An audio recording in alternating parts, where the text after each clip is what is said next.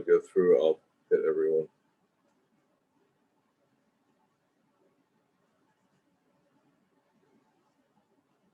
So if it allows it, in other words, if there's a button, an indicator that says allow to record, then I allow to record. That's all I can do, I'm afraid.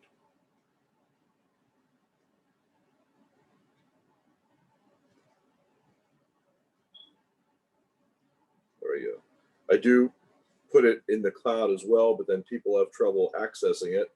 And I have sent numerous emails asking why that is, and why can't people access this. And once again, I get people who have been elevated to their level of incompetence who don't know why it is that I can't see what I'm supposed to see, but they're supposed to be the specialist in this. So I don't know. If anybody wants to learn more Latin, happy to help with those phrases. Asinus asinum fricat. All right. I'm going to switch over now. Once again. So you should be able to see my screen. Oh, in just a moment. Right about now. Okay, give me 1 second. Here.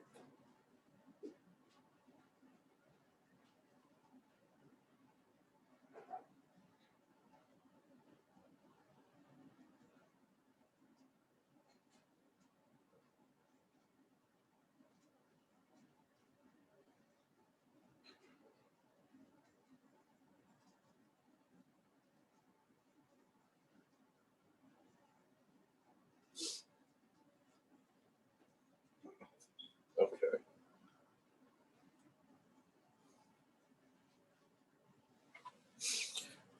The skin. So what do we know about the skin? Well, we know that people say it's the largest organ in the body. Yeah. Okay, if you look at how much area it covers, an area could be considered the largest. But again, we're looking at the macroscopic level. If we look at a level just below that, we could see the interior of the lungs with all the little air sacs, the alveoli. And if we stretch them out, they would cover the length of a tennis court. That's a lot. But then again, if we look at the small intestines, the duodenum, the first part of the small intestines, is only about 8 inches long, but the jejunum, the next part, is about 8 to 10 inches on the duodenum. Jejunum is about 8 feet. The duodenum is about 12 feet. So it's about 21 feet altogether of small intestines. But if you're looking at just area, yeah, we call it the skin. If you're looking at solid complete organ, we say the liver is the largest solid complete organ. But we do know that the skin acts as a barrier. And we know that it is our primary immune barrier. It's the thing that helps to keep things from getting inside that we don't want, and helps keep stuff inside we don't want leaving. It is very useful in that way. It also helps in making things like vitamin D. Okay. I'm going to talk about the thickness of it in some really, in some of the separate areas, because it's pretty amazing to consider how thin some of the areas of the skin are, but then they're dedicated into like different layers. It's really kind of cool.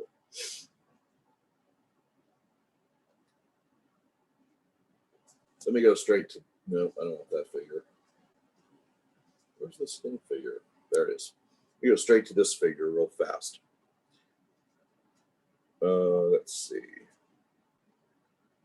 We'll use this one here.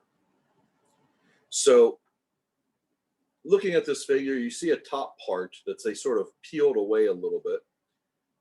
Then you see a big middle part that's sort of a purplish pink layer. And then you see a yellow part.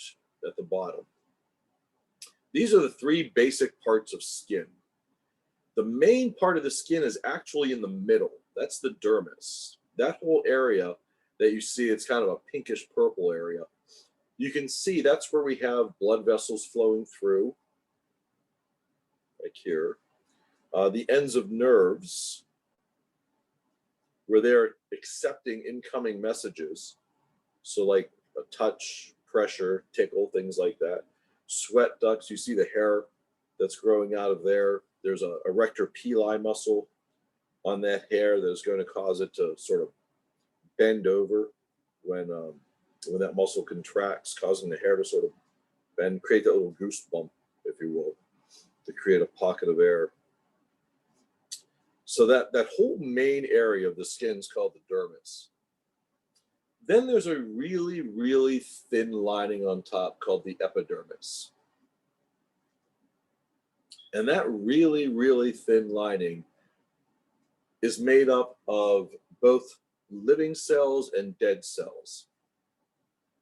The layer that's closest to the dermis are the living cells, and as they move upwards, those cells actually die. So the outermost layer of skin is made up of dead cells. And we'll see how thin that is, but also how interesting it is.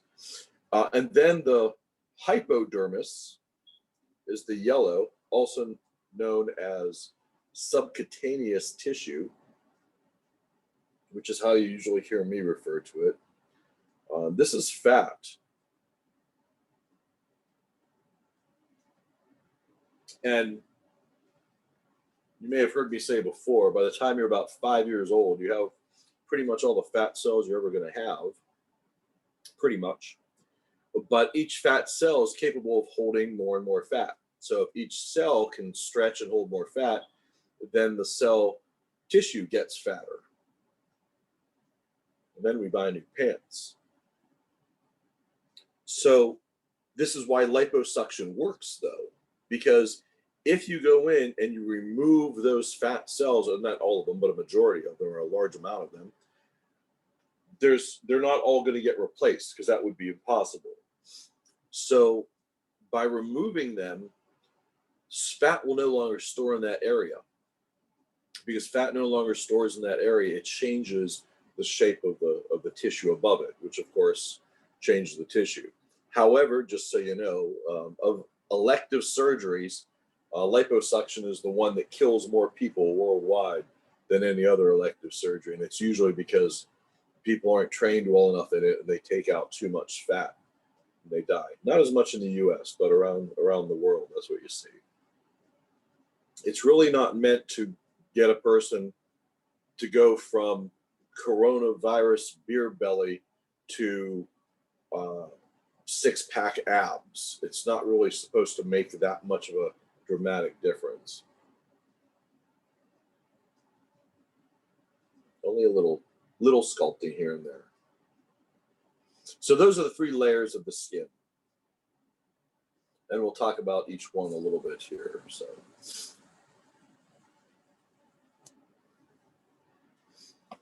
epidermal cell types.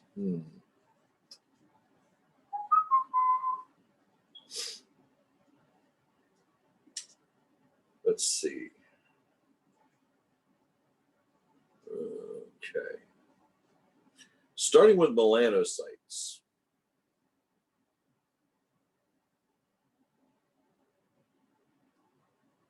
No. Starting with epidermal skin cells that they actually don't even include in here. Epidermal skin cells. Here you can see the layers a little bit better. Notice the dermis is in blue and the epidermis is in pink. And it looks like that epidermis layer is much thicker, but remember, we're only seeing a little bit of the dermis. The dermis will continue greatly as it goes, as the image will go further down. But if you look at the epidermis, you'll notice that it's made up of a whole bunch of layers of cells stacked on top of cells that get to this outer layer that looks like it's peeling away. And those are all dead cells. All of those dead cells that are packed together started out way down here, right at this junction. We call that the stratum basale, or the basal layer. Those cells are actually living cells. As they start out way down at that basal layer, way down here, these are actually living cells. And those living cells are constantly dividing, which means they're constantly making a copy of themselves.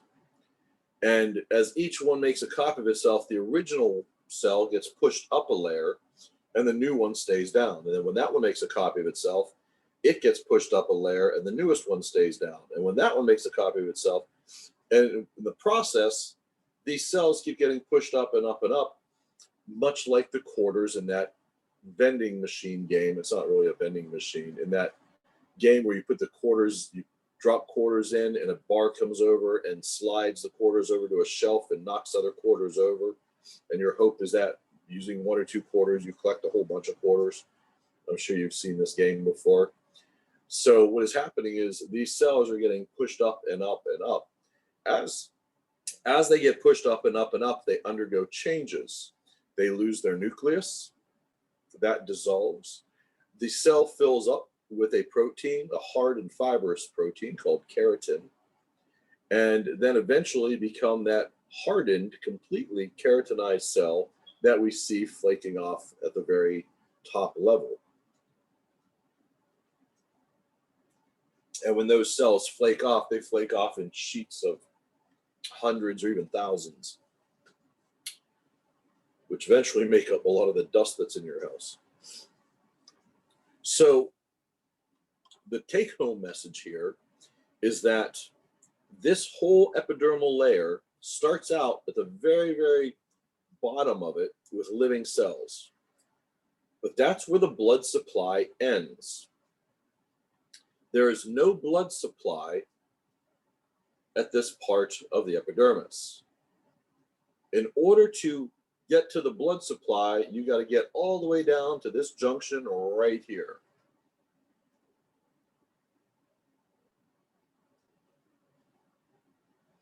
What does that mean?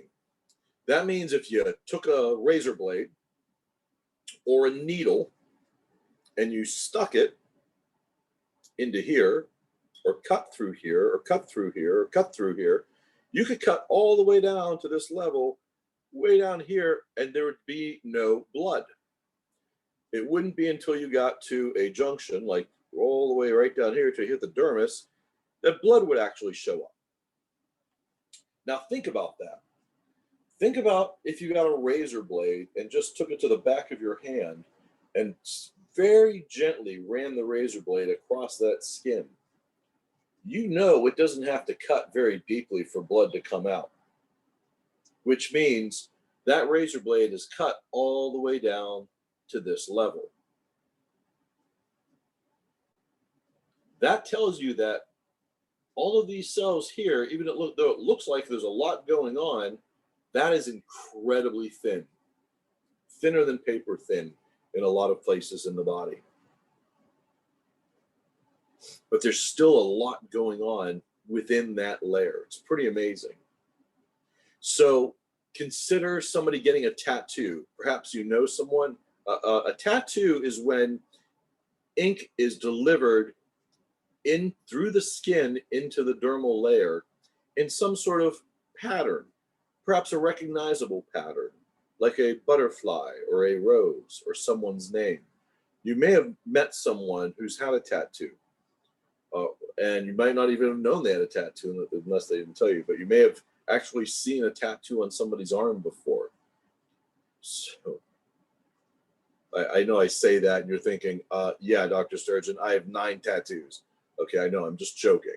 But you're familiar with the tattoo. You're familiar with the idea of this needle going into the skin and depositing ink. But understand that needle has to go down below this layer. Because if it didn't, if that ink got deposited in here, because these cells are always dividing and always getting pushed up, the ink would get pushed up with it. And eventually, after a week or so, the tattoo would be gone. So if you notice, when a person is getting a tattoo, it bleeds while they're doing it. Not a lot, but there's a tiny bit of blood that happens because there has to be, because that needle has to go down into the dermal layer or else it won't work. So this epidermal layer, as thin as it is, still has a lot of stuff going on in there. Now, one of the cells that I was starting to talk about there were the melanocytes. Melanocytes, and I'll go back to this real fast. Melanocytes make melanin. Melanin, M-E-L-A-N-I-N, I don't know why it's not there. Melanin is a pigment, and this is what gives the pigment color to our skin, as well as our hair, and even our iris and our eyes. The reason for this pigment is to block out UV radiation from the sun. And we want to block UV radiation from the sun because that UV radiation can affect this layer of cells right down here at that junction. Remember, those are the ones that are constantly dividing. They have a nucleus, they have DNA. So those cells are constantly dividing. And if that UV radiation gets down there, it disrupts the DNA.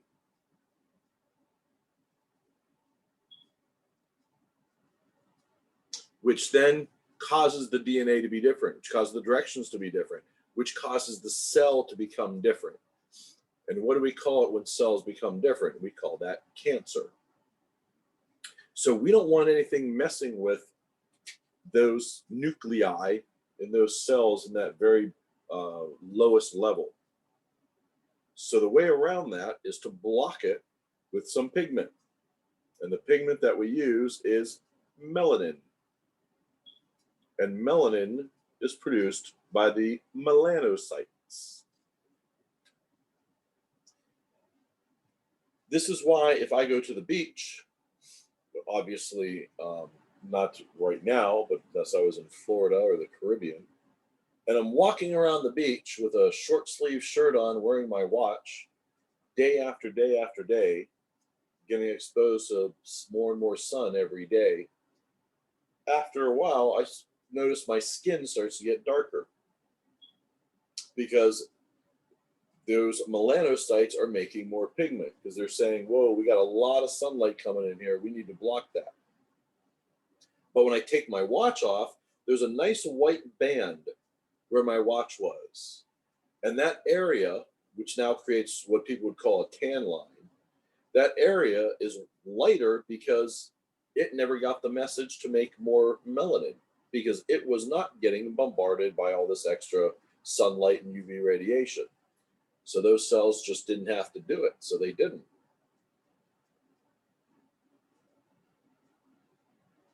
Everyone has the same number of melanocytes.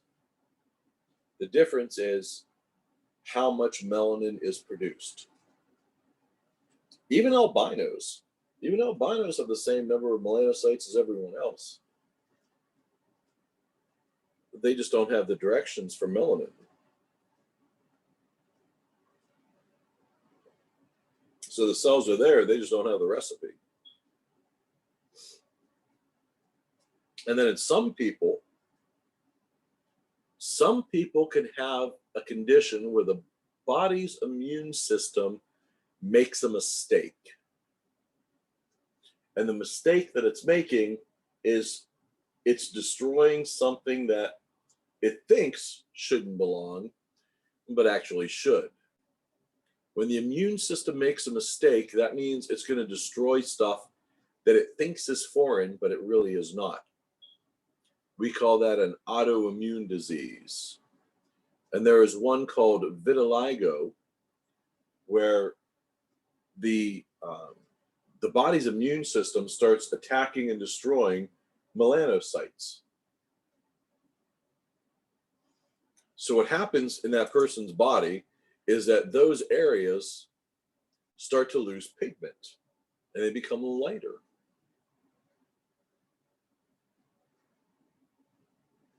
So they'll have light patches on their body. which you can't really do anything about that other than conceal it with makeup. That had been the traditional fix. I was always an advocate for not concealing it. I thought it looked amazing, and I thought people should embrace it. And now we actually see runway models who are doing just that. I think it's a wonderful thing. So that's a good thing that people are saying, hey, look, this is me and this is a part of me, and it just makes me that much more special. Otherwise, it doesn't. The only other problem it does create is now those particular areas don't have the same sunblock effect. In other words, any of those lighter areas are at a much, much, much higher potential for skin cancer. So we do have to make sure that people know to put sunblock on so that doesn't become a problem. That's about the melanocytes, and that's why I kind of started with this one. This is kind of a big one. This is an important one, and this is one that I think people can associate with the most. Keratinocytes make the keratin, that hard fibrous protein. All of those cells, for the most part, are going to end up filled with this eventually to make that hard outer layer of cells. But this is the same protein that also makes our nails solid. It's also the same protein that makes our hair more solid. So we find that in a couple of different places also. Keratin. Keratin is the protein. Hard, what do they say? Tough fibrous protein. Okay, that works, yeah. That's a good, I like that too, tough fibrous protein.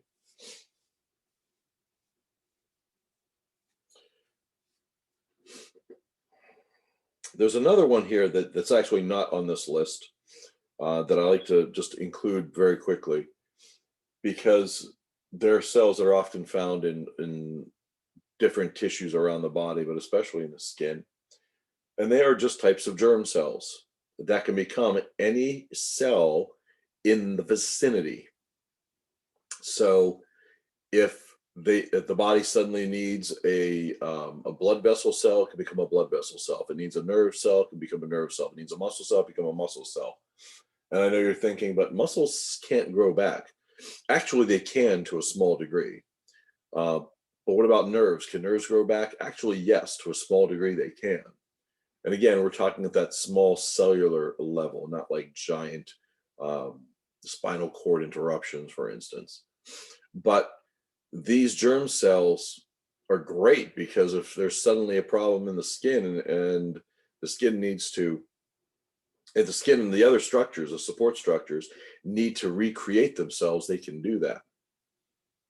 That's why when you get that little cut on your finger and you wash it and you put a Band-Aid on it, and a week later you take the Band-Aid off and you can't even tell where the cut was, that's why that happens. The body wants to put itself back together. So it has those cells that can do that. Kind of a big deal. Dendritic cells are part of the immune system, as well as they don't include under the dendritic, but there's histiocytes as well that also help with invading pathogens. Because remember, our skin is our primary immune barrier, but if it gets broken, which it is likely to do, we need to have somebody standing by there to make sure that any infectious pathogen that gets in is quickly taken care of, in some way disposed of. And our skin, because it's in contact with the outside world, is most likely to get damaged first. That's why all of our alarm systems are in our skin. And the majority of our immune response cells are in our skin, because it's just most likely to get compromised first. This is why when a person has an allergic reaction, a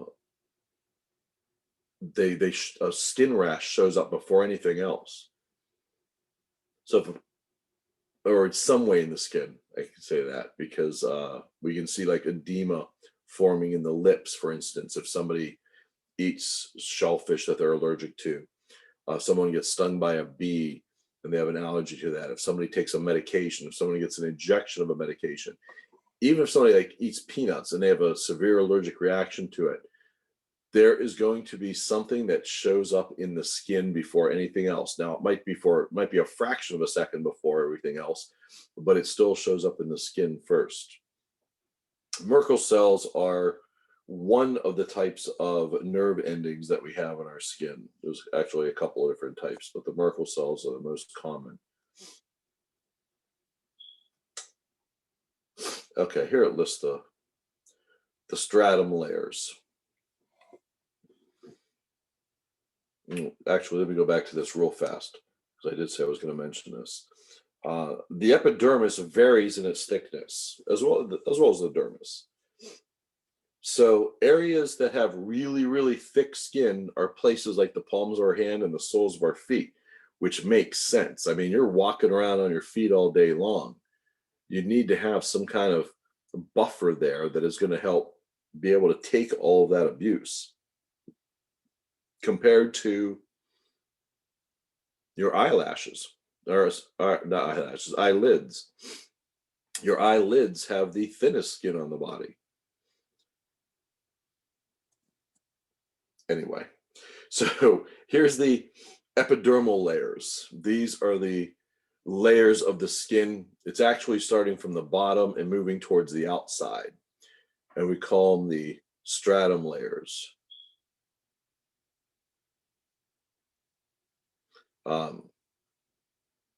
They do use a different term here, but stratum basale, that's the basal layer. These are the cells that are constantly dividing and then getting pushed up to the next layer, to the next. Stratum spinosum is the next. Stratum granulosum would be the next layer, and that's sort of how I always learned it, and I use that term instead of germinativum, because that's just too difficult to say. Stratum lucidum, and then the stratum corneum is the outermost layer. This is the one that is made up of those dead, completely filled with keratin cells. So, of all of these, is it important to know? Not really. If there had to be one to choose that is the most important to know, it is the basal layer, because that is where these cells are constantly dividing. And that is where, if a cell changes, it's going to take place at that level. Because the cell's not going to change when it gets to the stratum granulosum, stratum lucidum layer, because now they're filling up with keratin. They don't have a nucleus anymore. So there's no way that UV radiation or anything else is going to change them. So they're not going to become cancerous.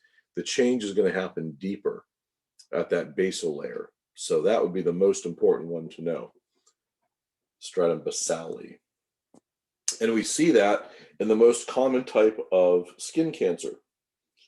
The most common type of skin cancer is basal cell carcinoma, and it tells you in its name where it comes from. It comes from the basal cells, usually found on the face, on the neck, on the head. Basal cell carcinoma is malignant. However, it is so slow to grow, it's almost considered benign. So in other words, if you're going to get skin cancer, get basal cell carcinoma. That's the good one to get. Over years, it'll stay exactly the same. It won't grow much deeper. It's an easy extraction. There's no follow-up with chemotherapy or radiation therapy or nothing else. You just cut it out, and then that's it. It is not benign, but it is so close to being benign that it almost is. So, but it affects those basal cells. That's why it's called basal cell carcinoma.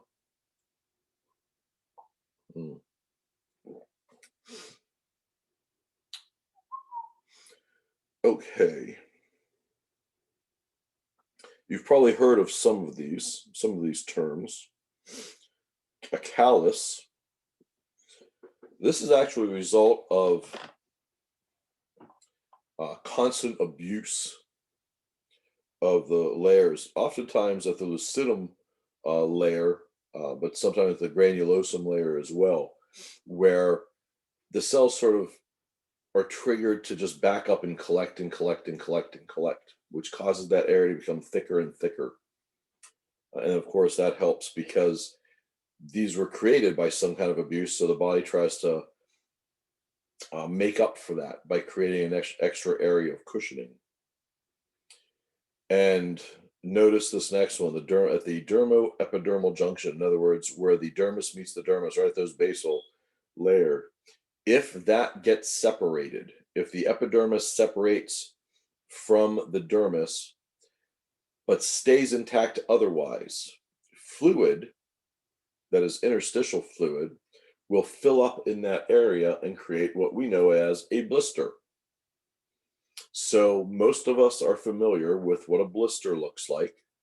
And if you've ever seen a blister,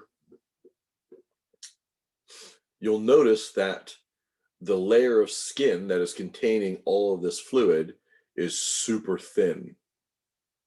In most cases, depending upon where it is. If it's an area where there's thick skin, then it'll be thicker. But if it's an area of thinner skin or normal skin, it'll be a really thin outer layer.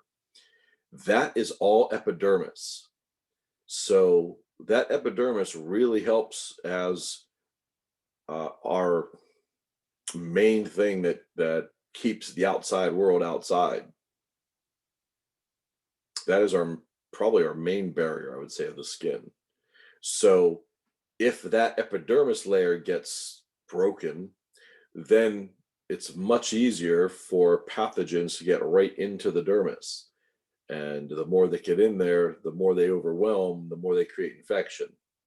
This is why you probably heard people say, don't pop a blister. Although many people do.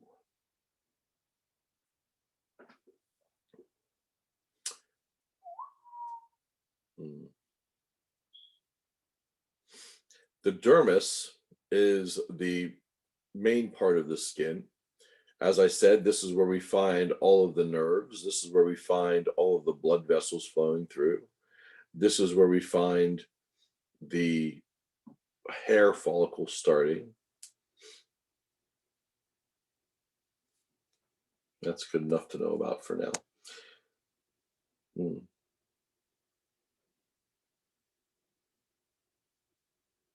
Oh, you can see another, the Pacini Corpuscles here. That's another type of a nerve ending that is going to be more of a slow action nerve ending, I believe, if I remember correctly. The Pacini, yeah. You can see in this one especially how the papillae make these different ridges, these sulci and gyri, which on places like our fingertips are going to be unique in the form of, well, fingerprints. And their fingertips is unique as a fingerprint.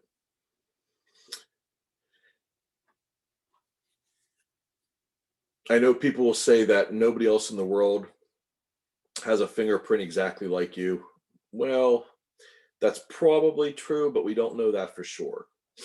Because the only way to know that for sure would be to fingerprint everyone on the planet and compare them. And of course, we don't do that. So we know that there's a huge difference between fingerprints, and there are some things, some areas that many, many people will have in common, but it's the overall form and shape of them. Here's a fun fact for you. Oh my goodness, it's 10:20. Of the careers that people work, there is one career in particular where people tend to lose their fingerprints over time, unintentionally lose their fingerprints over time. Do you know what profession that is? What career that might be?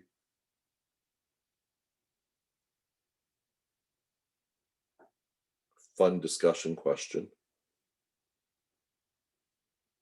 Anyone have a guess?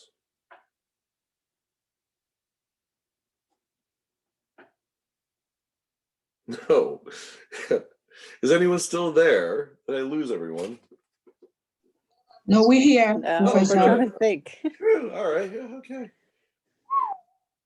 Something to do with chemicals? I don't know. Something to do with chemicals is a Like really where it burns good off the layer of your skin. I don't know. somehow burnt off with chemicals or fire is a good guess, but no.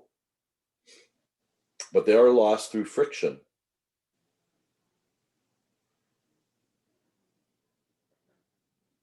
All right, Don't they I'll tell eventually you. grow back? No. Oh, it's good for bank robbers. Ah, they can just wear gloves rather than permanently change their identity. But interestingly, since you said bank robbers, it's actually bank tellers because they deal with so much cash, counting out money all day long.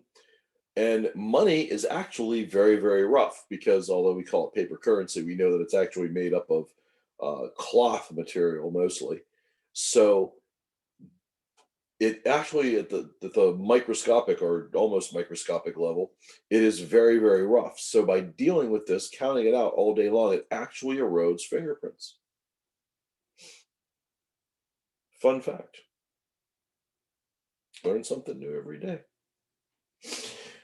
Don't go trying to lose your fingerprints. It's not worth it. All right.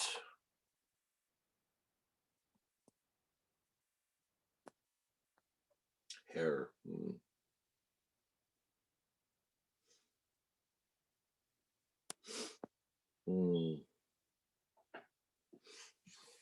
Okay, good things in this one. The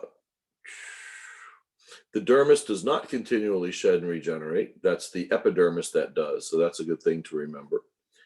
That the only time that it's going to, for the most part, regenerate is when there's an injury. Now, of course, things like blood vessels that go through there, yeah, they're going to go through a process of repair and regeneration as you go through life. But for the most part, the dermis is only going to regenerate and repair after an injury. And if the injury is that deep, and the deeper it is and the larger it is, the more difficult it is for those germ cells to fill up the space in between. So what happens is collagen comes in. Collagen's found in the skin anyway, but collagen comes in and creates a scaffolding that allows those new cells to sort of grow on and around so that it will eventually come back and make a nice solid fix in that area. But because there's so much collagen, the tissue acts differently. It feels different. It doesn't have the ability to, maybe grow hair out of it like that was lost. So this is something we call a scar. And a scar doesn't have the same elasticity as the skin around it because there is so much collagen. Collagen is a firm, more solid type of a protein, whereas elastin is also found there. It's more of a yellowish elastic type of a tissue. These things together normally give our skin both an elasticity, but also a firmness. That's why you can grab your skin, pinch and twist it and have it not tear. But also that's why you can make a fist and your skin doesn't tear when it stretches across your knuckles. Or that you have that ability to do that because you have that elasticity, but you also have that toughness. So in areas where there's been a lot of damage, the skin has to make this collagen scaffolding that is going to be built upon, and that is going to create an area we call a cicatrix or a scar. And that's why that tissue doesn't have that same flexibility or elasticity. Good thing to remember as we will talk about scars later on in the course.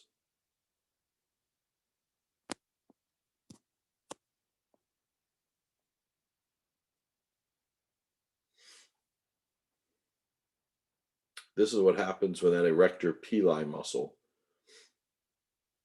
contracts, causes the skin to sort of pull up a bit.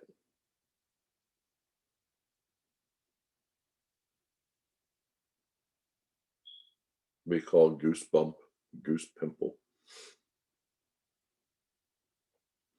The idea is that if this happens in a lot of hairs in a lot of areas, air will get trapped in these lower spots.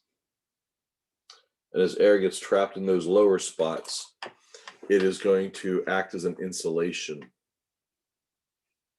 which helps keep heat in.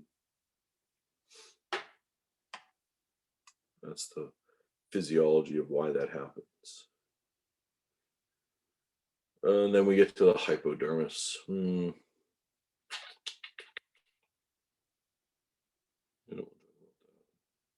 Friction ridges, we already talked a little bit about that. Okay, you know what? Let's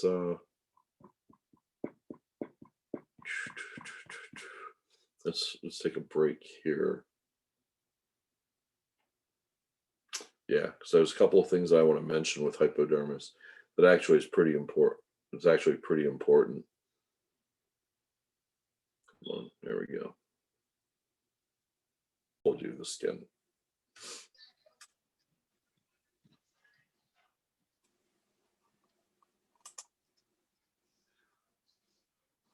Why is pathology of the skin so important to you?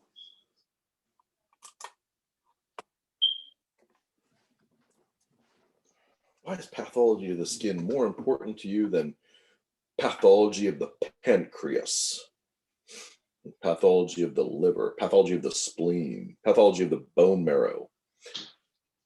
Why is pathology of the skin so much more important to you? Why do you think?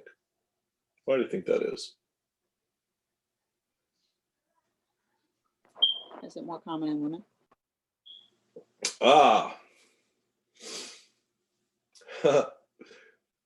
No.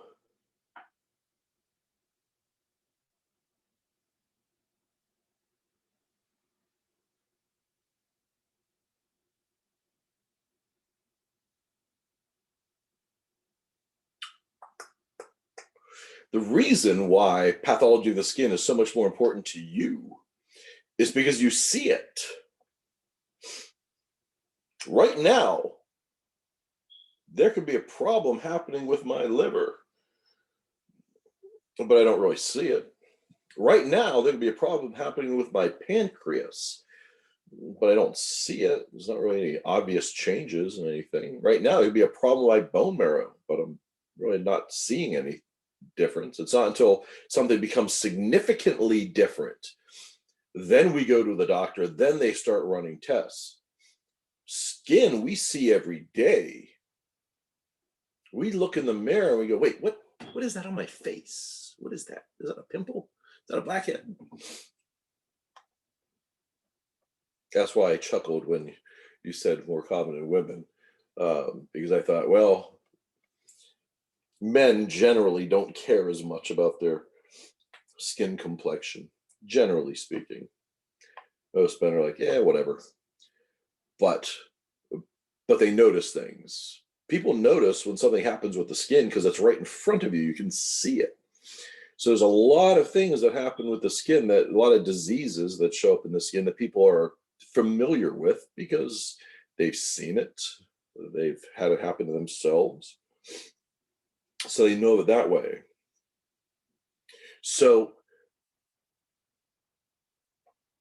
pathology of the skin can include something serious like that skin cancer, even though basal cell carcinoma is a good one. There could be a, is it in the slides? I don't remember if it's in this group of slides or not. Something like the malignant melanoma. A malignant melanoma is a cancer of the melanocytes. And remember, those are the ones that produce pigment, which means when that cell changes and starts to grow uncontrollably, it's going to create changes in the skin, and that that lesion that occurs is going to be multicolored. It's also going to have an irregular border to it. It's also going to change in its size. It's going to have an irregular shape to it as well. And that's a dangerous one. It's not as common, but that's a dangerous skin cancer. But a lot of things happen in the skin that aren't so dangerous, like a pimple or a small staph infection or a keratin horn. You may not have be as familiar with that. A small little collection of keratin creates what kind of resembles a pimple, but it can be very, very small, or it can grow incredibly large and even twist, kind of look like a horn coming out of someone's head. There's a really classic example of this at the Mutual Museum. A wax model of a woman from Paris had a keratin horn coming down her face, and it was like big. Easily removed nowadays. You can surgically remove it. At the time, surgery was so dangerous that she didn't want to have it removed, and I think she waited until she was like 70 before she actually had it removed, and then still lived another 10 years after it because it's an easy fix. But typically they're not much bigger than a pimple, but it's just a collection of that keratin, that hard fibrous protein. So a lot of things that happen in the skin, they can be not very significant, but you notice them. Some things that happen in the skin might be more noticeable, but that's because it's the result of something else that's happening in the body, like that rash that occurs as a result of an allergic reaction, for instance. So the pathology of the skin is just important to people in general because they're familiar with it and they identify when there's a small change. I mean, you know it. You know that a friend of yours had a small pimple on their face and like, oh my God, it's hideous. And you're thinking, I didn't even notice it until you pointed to it. But, you know, we notice these things. So let's talk about that layer of fat that's underneath the skin, that subcutaneous tissue, as you'll hear me call it, or the hypodermis. That is made up of adipocytes, adipose, you know, is fat, sometimes Dr. called Sturgis, lipocytes. sorry to interrupt you. So, because that's what I'm used to calling it, because when I give subcutaneous injections, so what is it called? The hypo what? Hypodermis. That's the same thing as the subcutaneous tissue? Yep. Okay. Yep. Dermis, epidermis, hypodermis. But yep, subcutaneous tissue, same thing. And this layer of fat actually is it's a pretty decent amount when we're babies. And again, this is also, I think we talked earlier, like last week or so, about brown fat and yellow fat.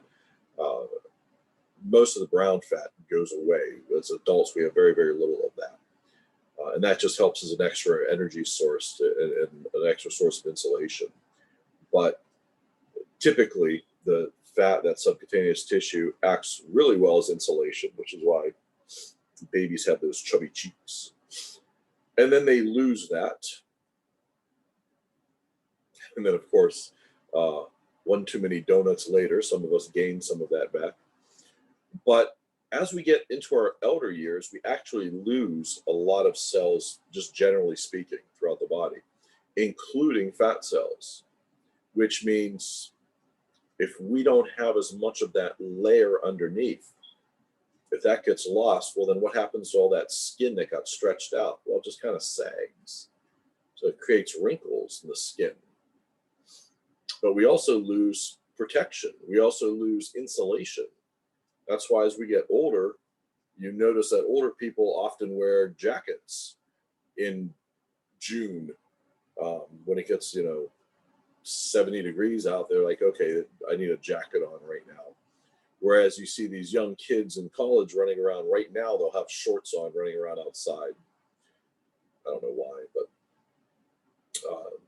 losing that insulation is something that is noticeable in those two aspects.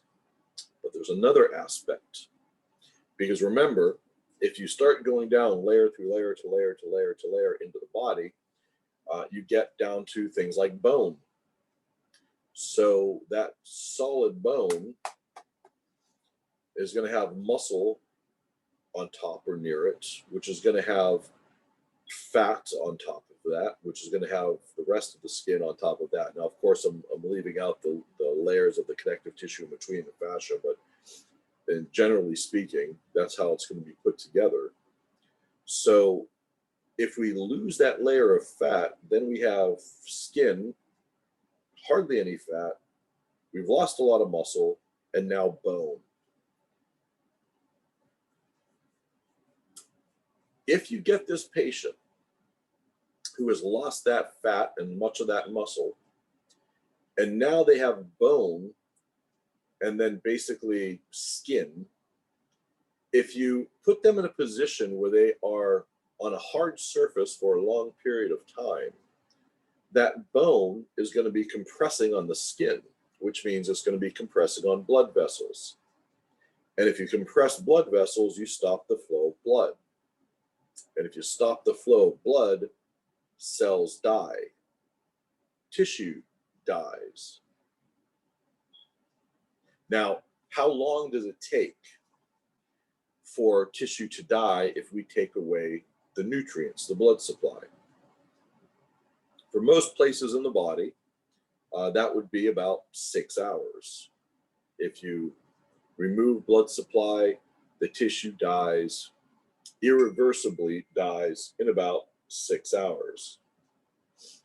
However, that is not true in the central nervous system, like the brain.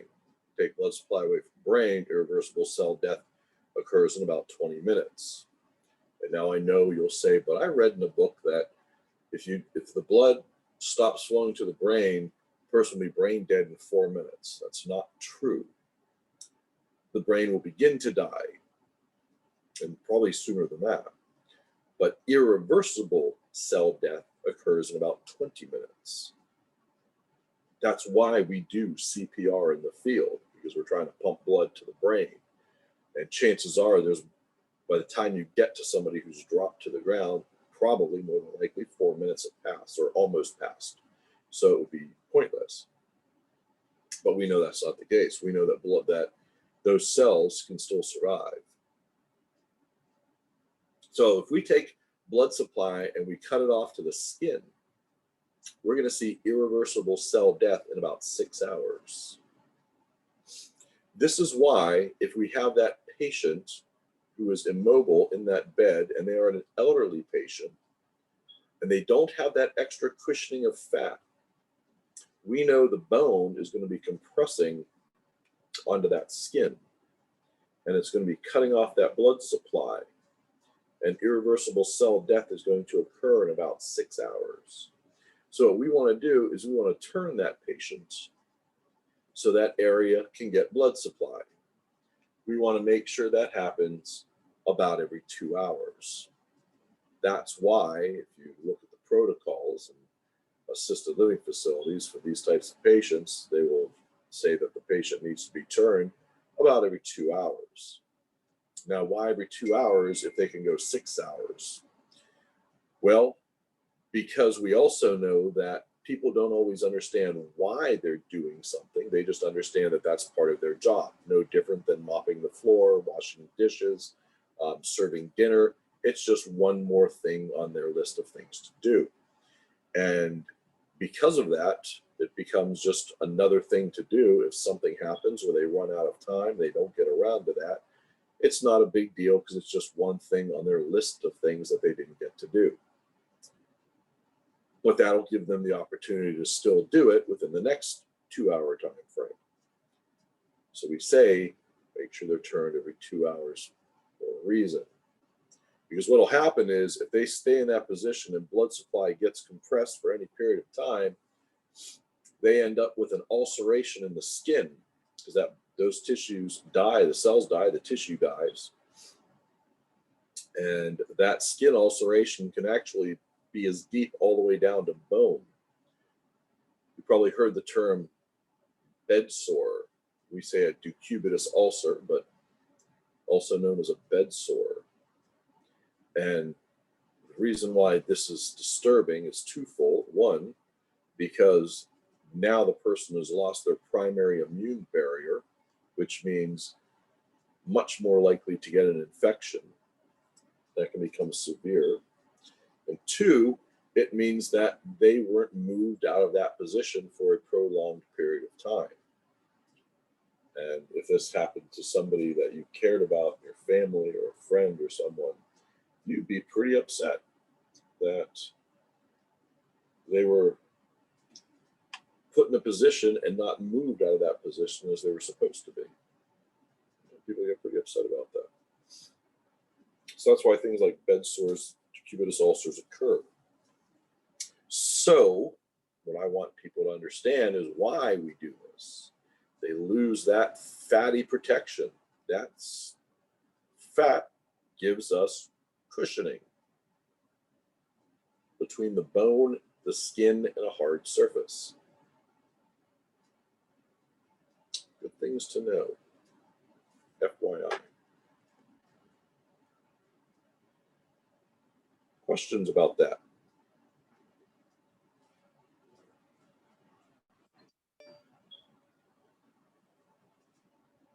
Take that as a no.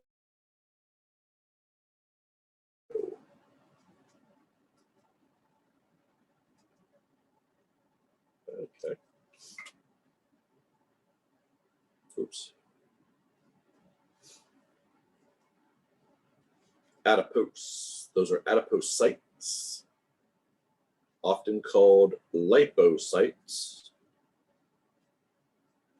because both adipo and lipo both mean fat. Typically, we use lipo meaning the liquid fat and adipo meaning the fat cells of fatty tissue. But in this case, the terms are often indistinguishable. Now,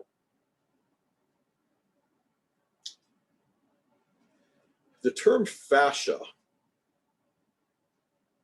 is a term that describes a type of connective tissue that separates other tissue types. And we find this throughout the body so that tissue types, one tissue type doesn't interfere with another tissue type. So it is not a term that is specific to this fatty layer, the subcutaneous layer.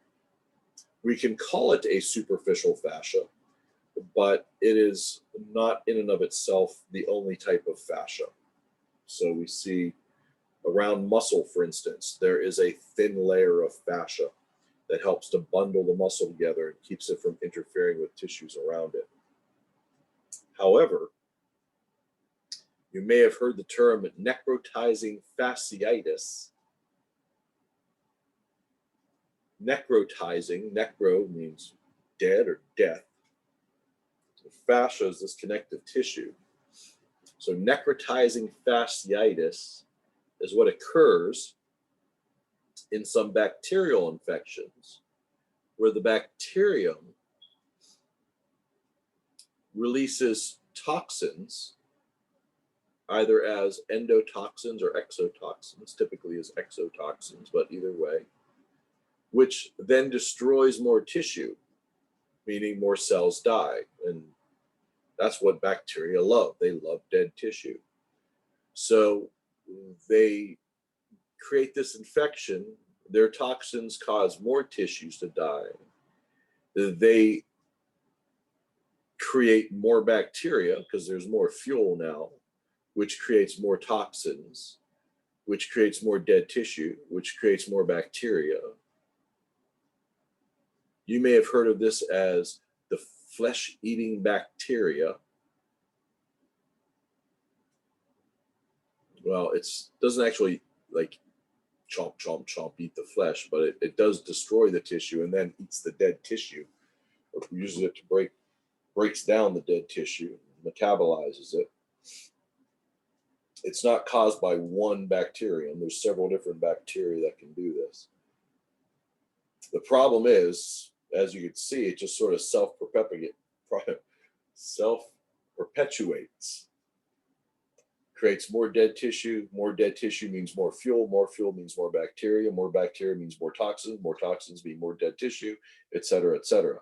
That's why when people have this necrotizing fasciitis, they often start talking about things like amputation, because it could just overwhelm the body and eventually get into the blood, causing a septicemia, blood infection, which can lead to death. So sometimes when you hear about this happening in a person's leg or foot, for instance, you'll start to hear people talk about amputating in the attempt to save the person's life.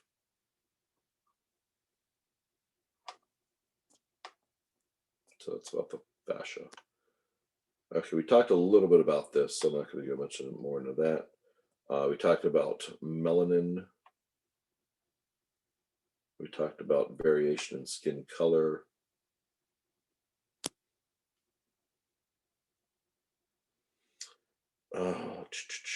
Beta carotene, yeah.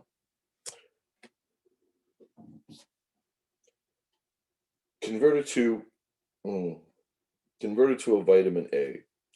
Understand that vitamin A isn't actually one vitamin. Vitamin A is actually a group of vitamins.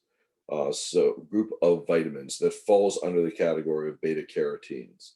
So it's a little bit misleading, but yeah, it does assist in that growth of skin cells. Low in oxygen, high in carbon dioxide causes changes in the color of the skin, called cyanosis.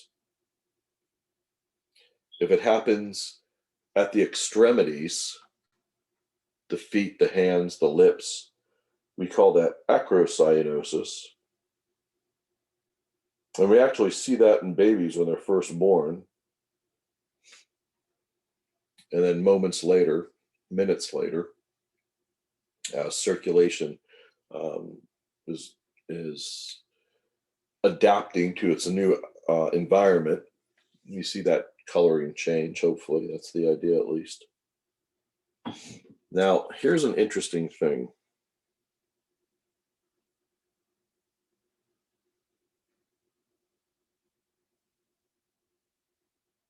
What has happened to this person?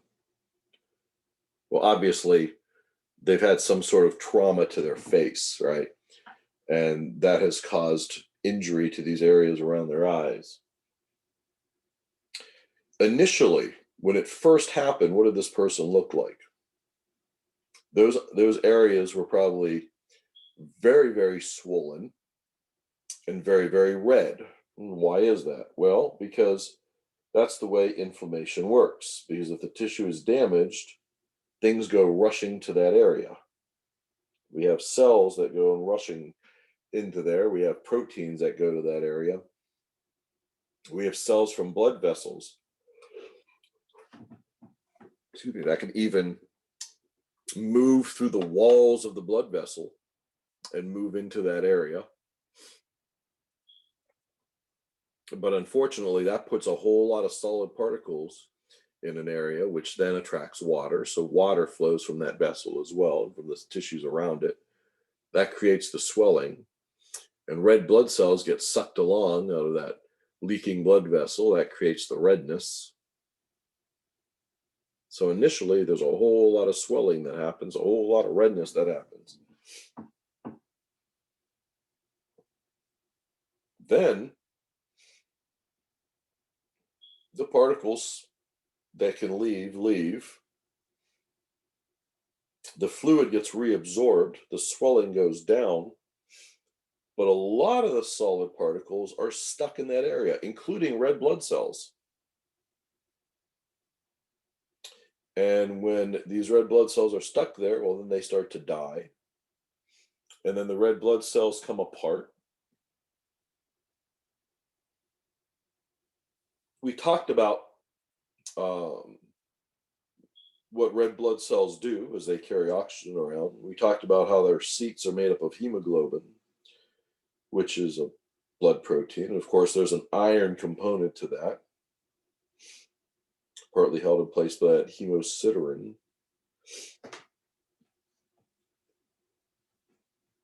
That creates those dark areas, all those darker pigments like iron,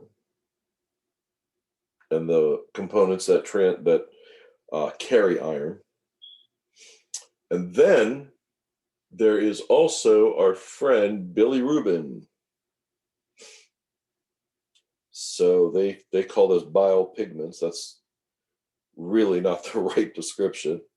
Bilirubin is used in creating bile. For those of you who don't know bile is that yellow thick stuff that you throw up after you've thrown up everything else. Yellow, thick, bitter tasting stuff. That is bile. I know people say it's your stomach lining. No, that's there's going to be more of that mucus created, but the bile is the yellow, thick, bitter tasting stuff that we use to break down fats, by the way. But one of the components of making bile is conjugated bilirubin.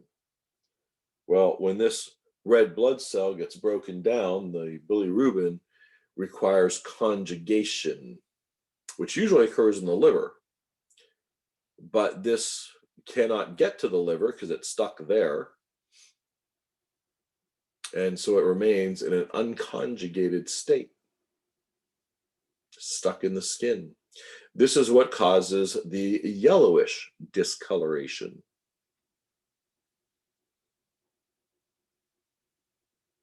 And then eventually, of course, these particles get reabsorbed and taken up and moved around.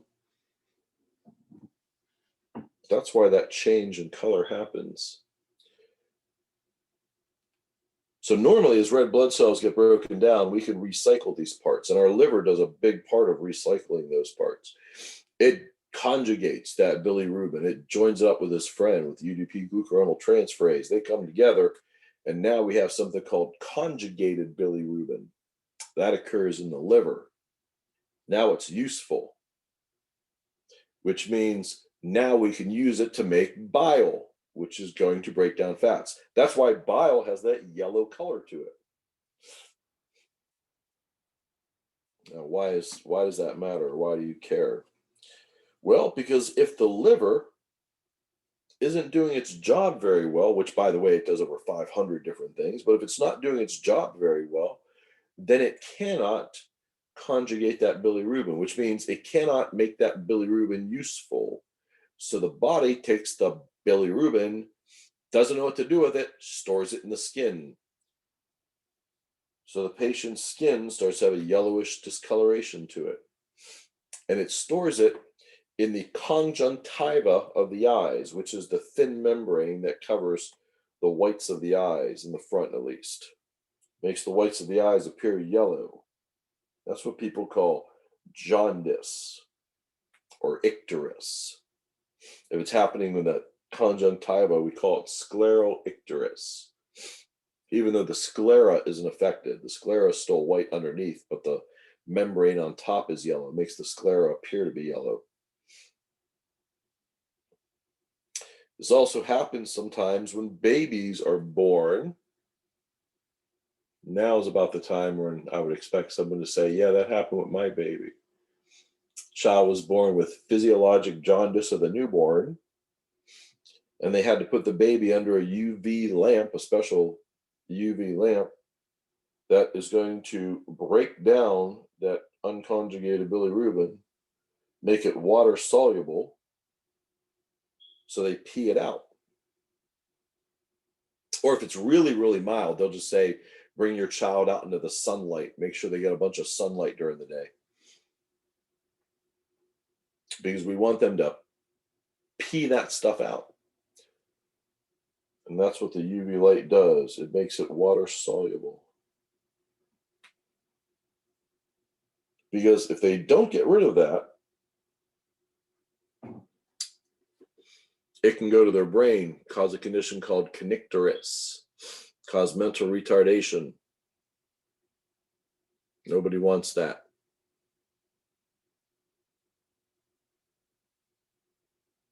So this child born with physiologic jaundice of the newborn can end up mentally retarded if we don't fix it.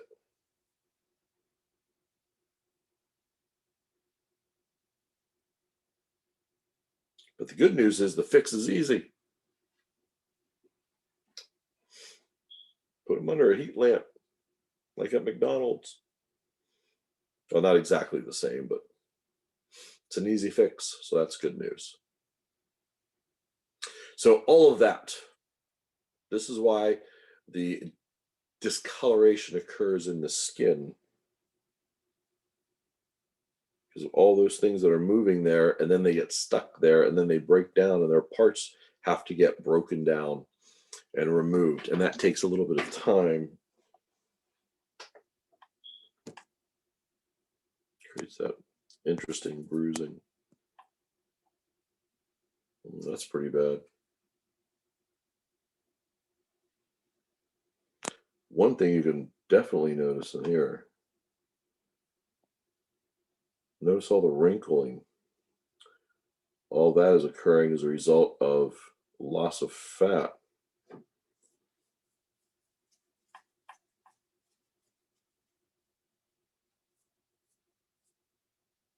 It just reminded me, there's a really interesting condition.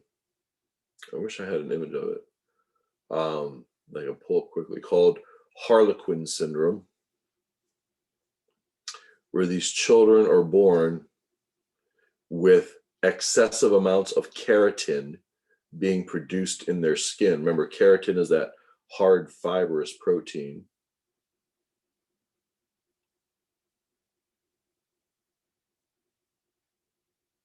You should Google that. Harlequin syndrome.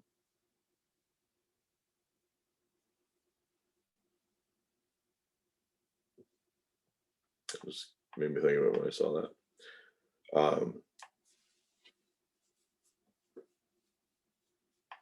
It's pretty scary to see at first. Children end up with this really, really thick, crackling looking skin.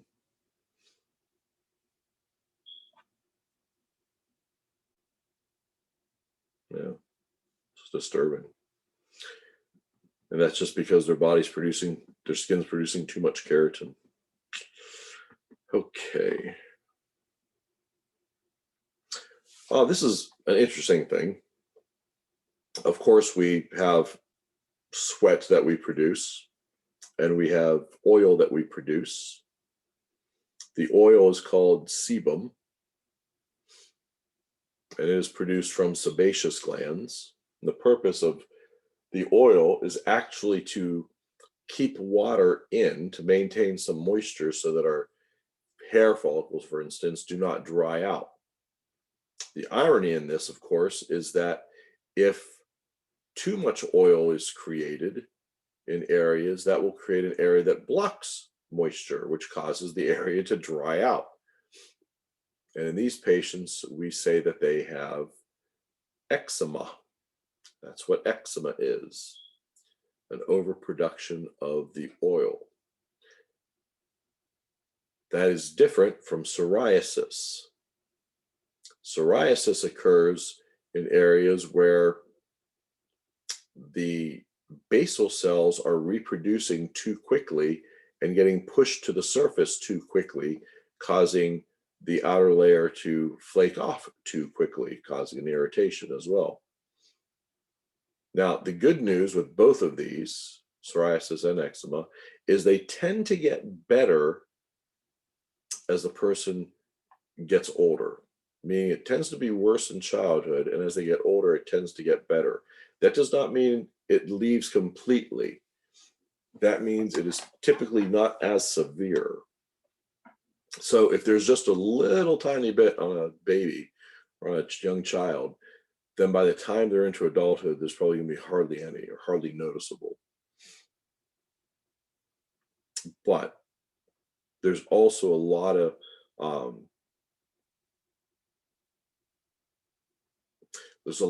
different things that can make these conditions better or worse. And person to person is very different. So what works for one person doesn't always work for someone else. In fact, it might aggravate it, make it worse. So that's why if you know somebody with this, you'll know that they probably have tried several different creams until they found one that works for them. And that works for a while. They might have to switch to something else. But I digress. The oil is sebum, S-E-B-U-M, and it comes from sebaceous glands. The sweat comes from sudoriferous glands. So this stuff together, full of ions, different particles, bacteria can actually utilize these, with some of the dead cells that are there, which means there's kind of a covering over our entire body of bacteria that is always there, that is not something that will wash away. So even when you shower with soap, you do not wash that bacteria off of your skin, at least not most of it. Some of it you do. Even if you wipe your skin down with bleach, you wouldn't get rid of all the bacteria that are there. However, that bacteria does help us because it creates an environment where it was there first. So it will not allow other microorganisms to land on your skin and start taking over. It does a pretty good, they do a pretty good job of that. There's all kinds of things crawling on your skin right now. You should see the things that are crawling on your eyelashes right now that are really microscopic organisms, but they're scary looking, if you could see them. Not that anyone cares. We sweat for a purpose, of course. We sweat to cool off. That's a two-step process. The releasing of the water is going to move from the inner part of our skin to the outer part of our skin. And then the environment is going to evaporate that water away from our body, which creates the cool current of air. So the heat dissipates more readily. In other words, it cools down your blood as your blood travels to your skin. The heat moves from the blood into the skin, then from the skin, it moves to the outside world. And when that body sweats and water is released and then the water evaporates, that cools that skin even more, which takes that heat away even better. But again, this is why, oh, pardon me, this is why if you're in the summertime and it is 95 degrees outside and 100% humidity, it feels so overwhelmingly hot because you sweat, but the water can't evaporate because the air is so full of water, it's completely saturated with water, that the sweat on your body doesn't evaporate, which then just kind of keeps the heat in, which makes you feel even worse. And if you go out to Arizona and the people out there are like, it was 102 degrees today, but it wasn't that bad because it was a dry heat, meaning they would sweat and the water would evaporate quickly. So it wouldn't feel as hot. That's why humidity is so important when we talk about the heat in the summertime. Including the humidity is important to know. We have to sweat. So if a person doesn't have the ability to sweat, something called anhidrosis, then they really can't exercise, because if they exercise and start to work up a sweat, they could overheat very quickly. However, there is a type of exercise they can do, and that, of course, would be swimming. Because if they're swimming, they could be in water that is a big pool of water is going to have a lower temperature than their body, so it actually naturally pulls heat out of it. So they can exercise that way and keep cool at the same time. FYI. Okay, I think we know that skin is an area where we can feel things. There are different types of special nervous cells that sort of end right in that dermal layer, right at the dermo-epidermal junction, and they can determine light touch versus heavy touch, slow reacting versus fast reacting, and even tickle, which is sort of its own little interesting category. I talked about the flexibility of it. Talked about sweat. Yeah, vitamin D. Vitamin D is in the skin in a form that is not useful. Meaning, we need vitamin D to help get calcium into our bones. And that's how calcium gets stored there with the help of vitamin D. But the vitamin D that's in our skin is incomplete. So we need exposure to UV radiation to complete the process to get it ready so that it can be utilized. That requires about 45 minutes a week on average of sunlight, just for that part. So that's kind of it is important to get sunlight.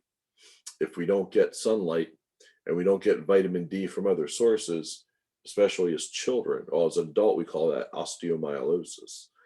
But as a child, we call that rickets. And those kids are going to have bones that develop, and as they develop, they're going to be bent in unusual ways. They're not going to be able to support their body weight. So in order to make sure that our kids get vitamin D, we add it to milk. That's why if you look at a container of milk, it reads fortified with vitamin D. But that's not true around the world. There's a lot of places in the world where they don't fortify milk with vitamin D. So those kids have to get it either from the sunlight, get that conversion to occur that way, or cod liver oil is a good source as well. But what they don't tell you here is the kidney is also a big part of making this vitamin D, of getting this ready. So it's not just skin, it's also kidneys that do this.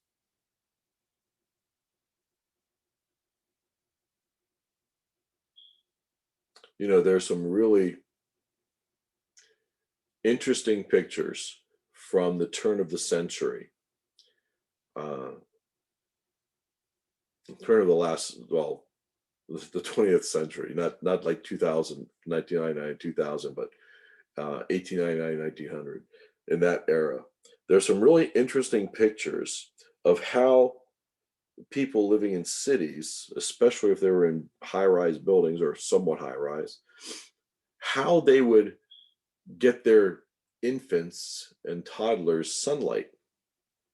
And they would build these cages outside of the windows, kind of reminiscent of what you see around the city, where people have a window air conditioning unit, and there's like a metal cage around it so that it doesn't get stolen or people don't come in through the window. It kind of resembles that, except they would use these to put their kids out into the sunlight. So they would literally be in this metal cage dangling above the street just so they could get sunlight.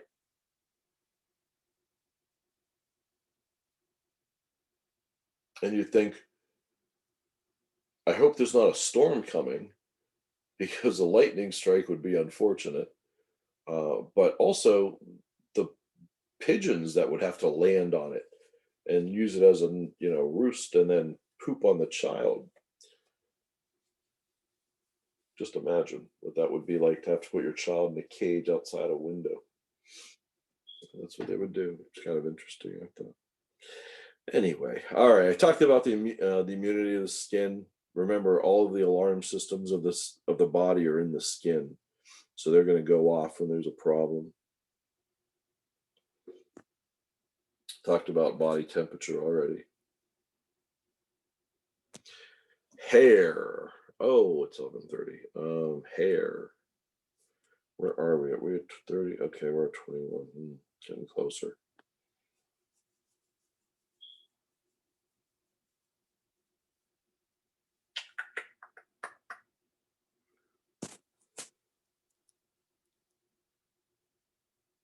All right, we'll come back to this, I think. Some textbooks will actually say things like body hair doesn't have a purpose. That is absolutely not true. Body hair definitely has a purpose. And depending upon where it is, it's sometimes much more obvious. For instance, eyelashes, eyebrows, not surprisingly, they help to keep things from going into the eye. But hair and other parts of the body do have a purpose. Remember, there's going to be a small coating of oil that goes out along it. So if there's bacteria, especially bacteria that doesn't belong, or mold spores or fungal spores or something, it's going to get caught in that oil, and it's going to get pulled along the hair and pulled away from the body. Now, I mean, if you look at body hair, you think, well, it's not getting pulled very far away from the body. No, but it is getting moved away from the body, and it's going to be easier to wash away. So there is a purpose for it. And the lanugo, the babies, actually babies are covered with body hair before they're born. They lose it typically like right before, but the months before that, babies are absolutely, human babies are absolutely covered with body hair. And the reason for this is not, the reason for this is I was going to say not clear, but the understanding is because it helps to keep the vernix caseosa in place. In other words, the baby inside of the uterus is in this liquid called amniotic fluid that is very acidic, because about a third of amniotic fluid is made up of baby urine. So it's somewhat acidic. And because it's acidic, it can actually be damaging to the skin. So the baby is covered with a coating, sort of a waxy, sticky coating that helps protect it from the amniotic fluid. This is what's called the vernix caseosa. So the early hair is there to keep that, help keep that into place.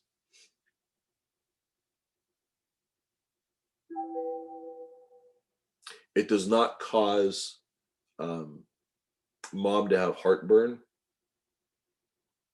I know some people will say that when she's pregnant, she has heartburn. That means the baby has hair. But no, all babies have hair. The reason she has heartburn is because everything's getting pushed up into the front, into the sides, and down and back, including her stomach, not her abdomen, but the actual organ, her stomach, is getting pushed up, which is going to cause the opening of that lower esophageal sphincter to get pushed open. That is the doorway between the esophagus and the stomach. And as that muscular doorway gets pushed open, acid has a better likelihood of moving into the esophagus. So it has nothing to do with the baby having hair. She's having heartburn because everything's growing.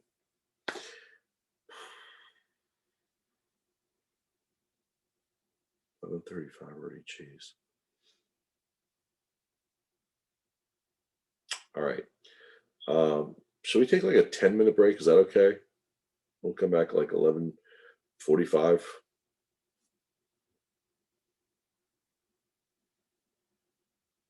Okay. I'll take that as yes. Okay, thanks. Yeah, that's fine. Thank you. Hey, did everybody get a chance to do that survey?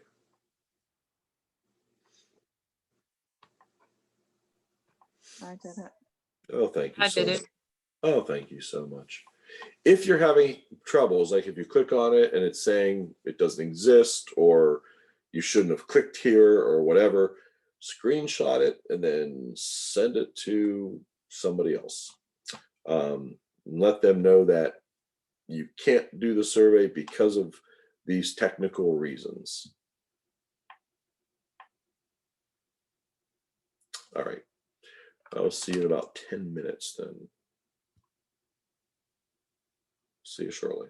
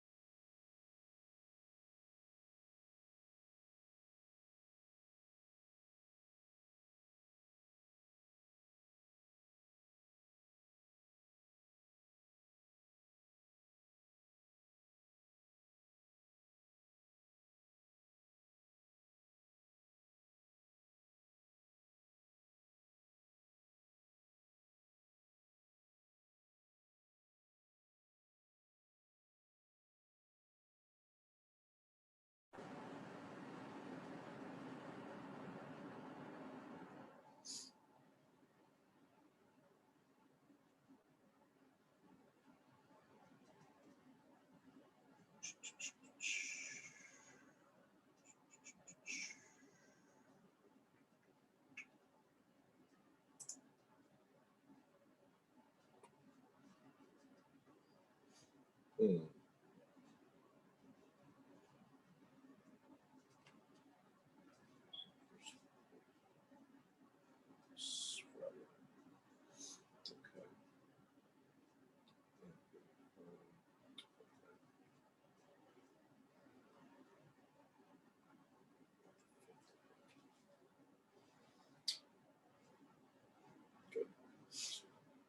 Okay, Erica, are you here? Yes, I am. I just sent you a chat message. Did you receive that? Okay. Okay, hold on.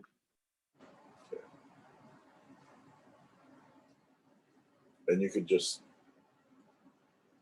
well, you can just reply to it. That's fine.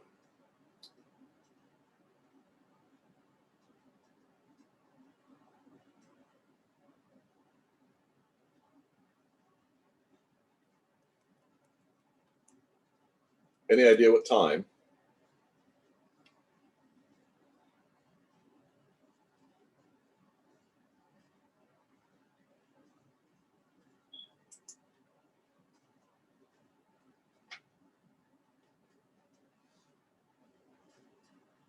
Ah, right.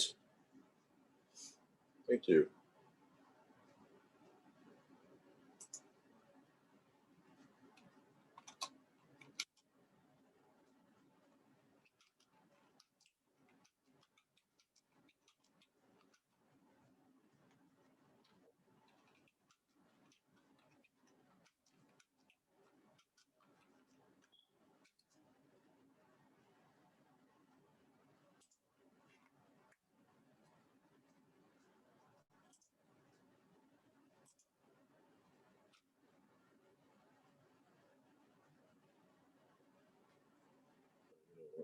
Hold on 1 second.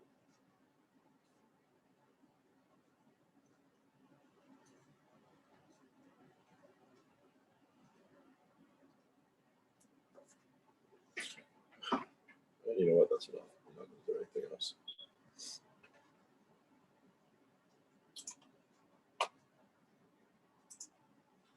Okay. We're recording again. Good. Okie dokie. Cool. Thanks. All right. So, hair.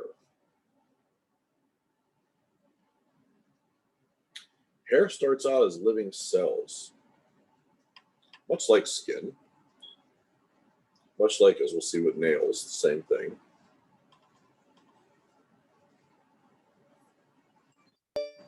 You should see the screen right about now.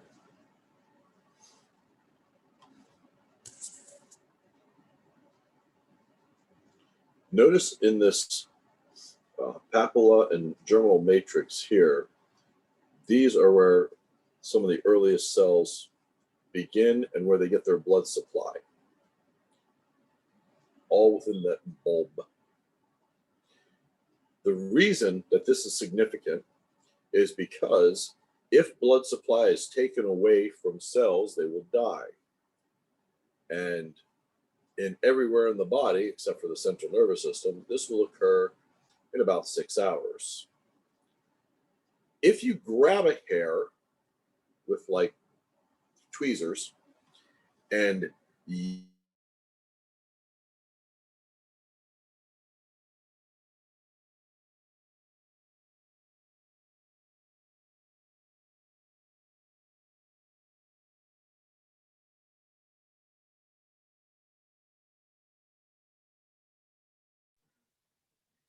Are you still there?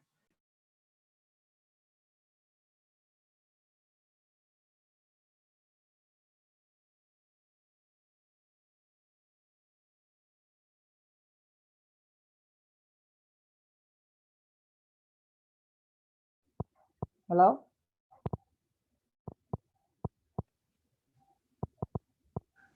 Hello, Dr. Sturgeon.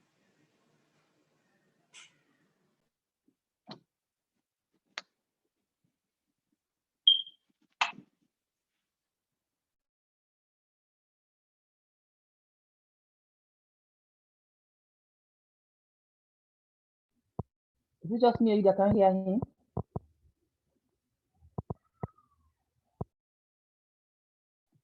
I don't think anybody can hear him right now. Nobody.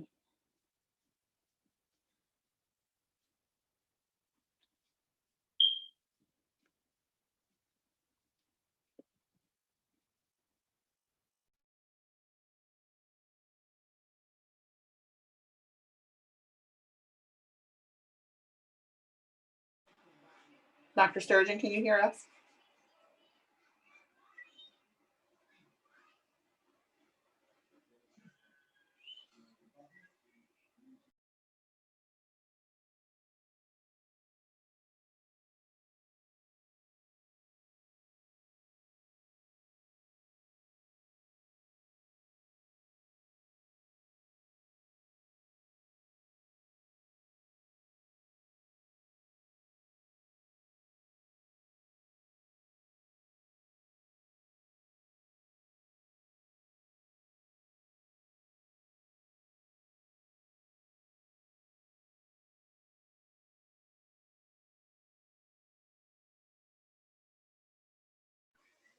Should we be concerned? Maybe his internet is not working because the slide is not moving. But I think I can hear his smoke alarm that needs a battery in it in the background. So his mic must be on. I can't hear nothing. Phone. Maybe It's he's just loading. thinking that we are listening.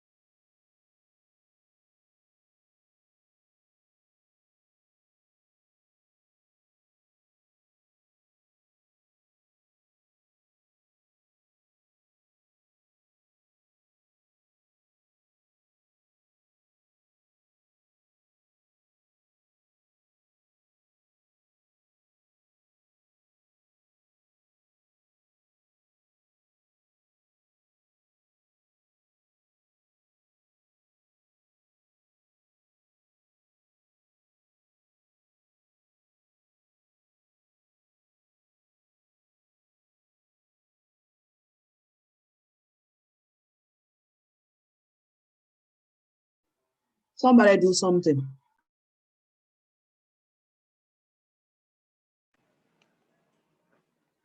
I know. What should we do?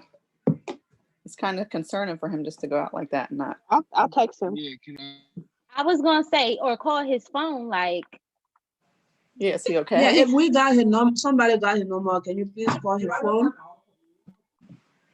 I got it. I'm calling him. You got it. His phone is ringing.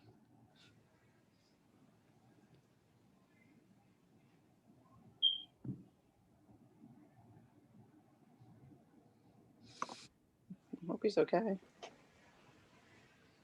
yeah, seriously.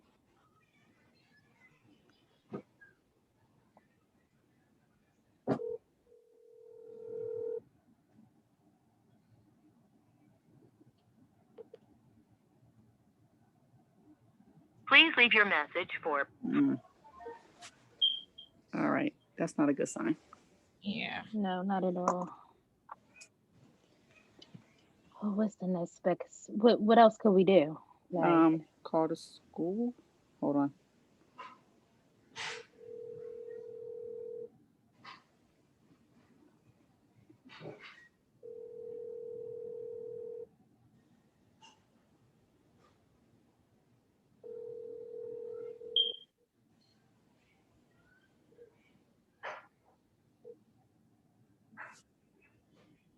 Please leave your message for 773. It's not picking up. Hey there. Okay, you just scared all of us. yeah, we was scared. Why were you scared? Because we thought you had a heart attack or a stroke or something. Really? We couldn't hear you. We couldn't see you. And then she kept calling you. You weren't Can I answering. call your phone?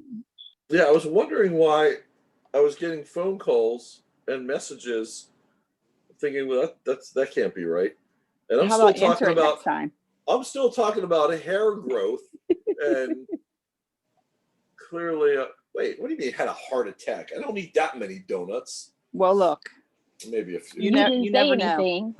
you know what Didn't happened to me in my respond. PE situation, and Right. I'm very fit, so it doesn't matter. Luckily, I'm in pretty good condition. And I was My about to blood- call the school just to let you know. So next time somebody calls your phone, you may want to answer it. wow, They may send okay. they may Just- send the cops to your house next time. Oh, that's okay. They come here all the time. I mean, no, one time, twice, 7 times. So yeah, instead, just send a message. Send me a text message that says we can't hear you before you start calling for a welfare check. Because sometimes, obviously, like any other internet connection, I lose my internet connection for a moment, and that's long enough to kick me off. So that's all that happened. So I apologize for that. But At least you know your students are concerned about you. oh, thank you.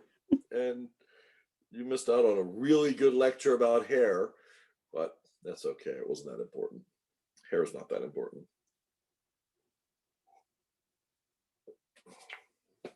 I apologize. Well, thanks for trying. So hopefully that won't happen again. Probably will, though. All right, let me try this again.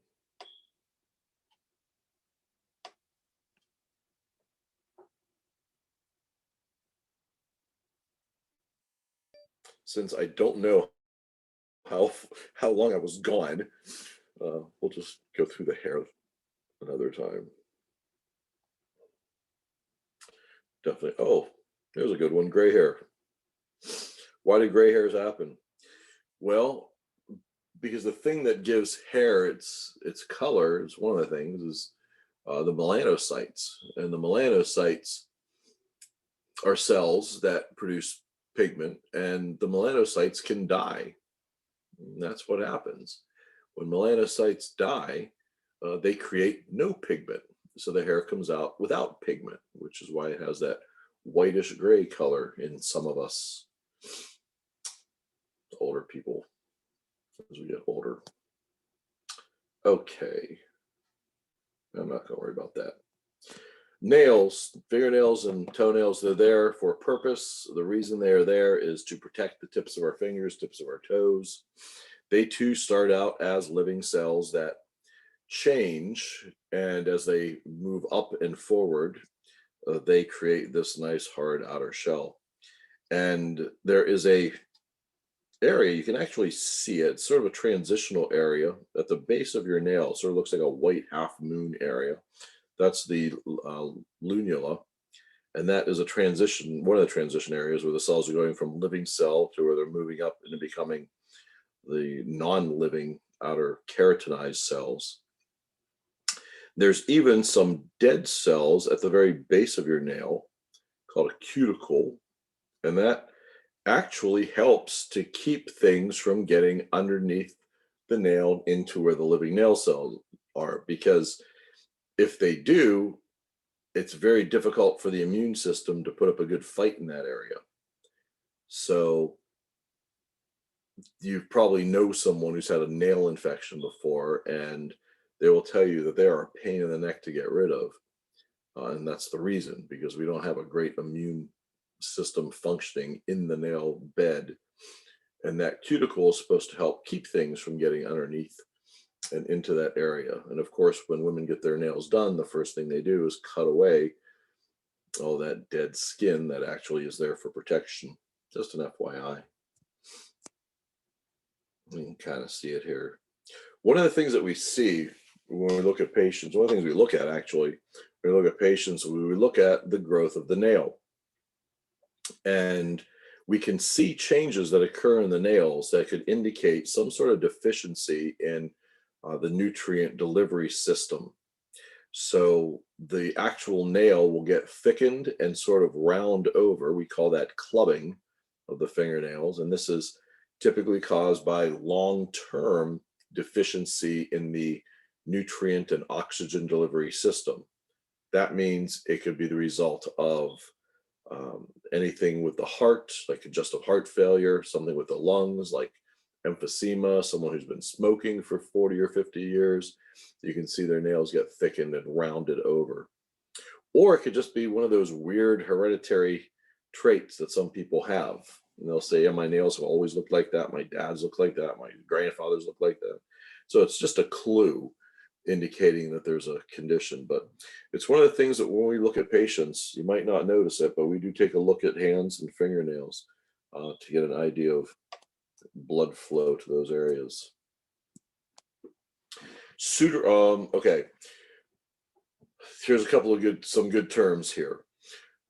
Sebaceous, those are the glands that create sebum. Sebum is the oil. Ceruminous. Ceruminous are the glands that secrete cerumen, which is what most people call earwax. Now, why do we create earwax? What's the purpose? Well, remember, our skin is our primary immune barrier, helps to keep things from moving into the body. But we have all these openings in our body where things can actually get further and further inside or towards the inside. So everywhere we have an opening, our body creates mucus.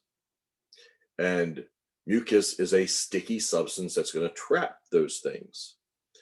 Well, the mucus that our ears produce is actually called cerumen, or again, as you call it, earwax. As we speak and as we chew, the earwax moves from the inside of the ear canal towards the outside. So it moves in that direction, it moves laterally. And as it moves, it picks up other earwax and it picks up other particles and moves them more and more and more towards the outside, where you can clean them at the very outside of the ear canal, at the meatus there, without sticking Q-tips deep inside of the ear canal, which is just going to push things back in and possibly create small abrasions. That's why people say don't do that. Okay, we're not going to worry too much, I don't think, about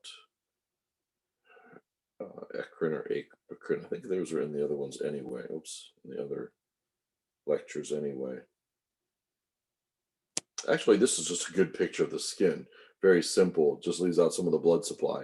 But you can see the difference between the dermis, the hypodermis or subcutaneous layer, and the epidermis, the outermost layer, where the hair follicles are found. Yeah, I think we talked about some of those glands before. Sebaceous, again, there's the word sebum. Sebum is the oil that is created, and it is created from sebaceous glands.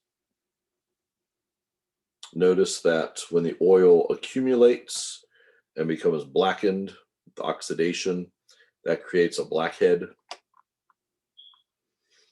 If the oil and or sweat collects inside of some of the pores, that could actually increase the amount of bacteria that are in there, which creates that little infection that we call a pimple.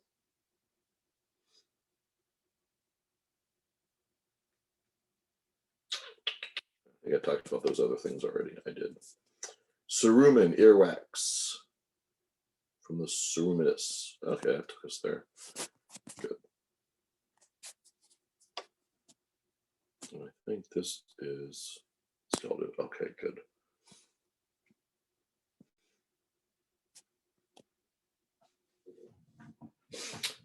All right. I wanted to focus on, and I did, I wanted to focus on the skin a bit, the basic layers, the importance of the epidermis. I want you to understand how incredibly, incredibly thin that epidermis is, but even though it is a thin layer, inside of that thin layer, we still find cells that are constantly dividing. We still find melanocytes. We still find keratinocytes. We still find immune defense cells. and the very ends of some of the other nerve cells that can collect information, incoming information. So that's kind of a big part of learning about the skin. The hypodermis, the fat, definitely want you to be aware of how it acts as a cushioning and how it also acts as insulation. And when it is gone, how you lose that insulation, you lose the cushioning, the skin sags, that creates wrinkles, etc. Yeah, those are the highlights. Good stuff to know when it comes to the skin. I want you to know about the cerumen. I want you to know about the sebum, the oil from the sebaceous glands, and the sudoriferous glands that secrete the sweat and what sweat does. Actually, sweat most of the time does not have an odor to it, which I know people they say it sounds weird, but because they think, well, I've smelled sweaty people before and they stink. Well, here's the thing. Most of the time, with few exceptions, because there will be times you say, well, I could smell the alcohol on that person. They drank so much it's seeping from their sword. There are some times where some chemicals can actually move into sweat, but most of the time, sweat in and of itself doesn't have an odor. And we have all these bacteria on our body that will enjoy the parts of the sweat that it contains, some of these little waste products. And then the bacteria, of course, as they metabolize them, they create waste products.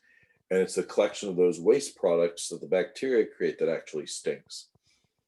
So it's more like bacteria poop, if you want to think of it that way, that is causing that odor. So when we say, yeah, that person needs a shower because they smell from they're so sweaty and they stink, you're going to rinse away all that extra waste product that was created and extra bacteria that was created.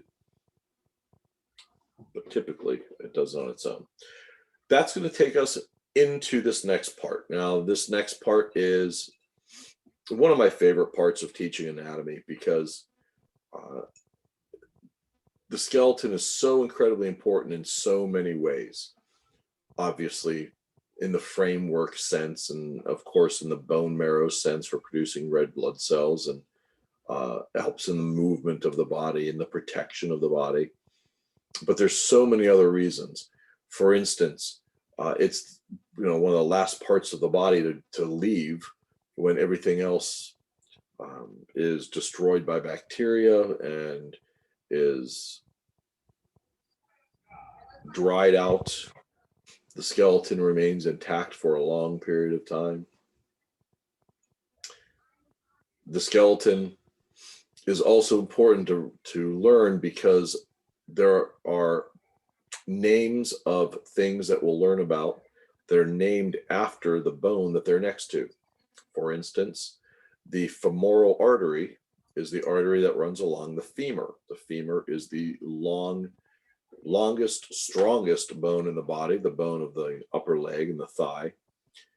It is called the femur, so that artery that runs along it is called the femoral artery. The nerve that runs along the arm that you sometimes pinch when you hit your elbow and you say, oh, I hit my funny bone, and that causes that numbness, tingling sensation. It's actually the result of compressing that nerve, and that nerve runs along the ulna, which is one of the bones of the lower arm. So that nerve is called the ulnar nerve. The brain, for instance, sectioned off into these different areas, at least in the cerebrum, and each of those areas is named after the bone that it sits under. So the temporal lobe of the brain is named after the temporal bone. When you take someone's pulse in their wrist, you touch their radial artery, and it's called the radial artery because it runs along the bone called the radius. So if you learn the bones, that is going to help you learn so much more of the rest of the anatomy. And that is why I stress this so much, because knowing this will help. Now, of course, in an average adult,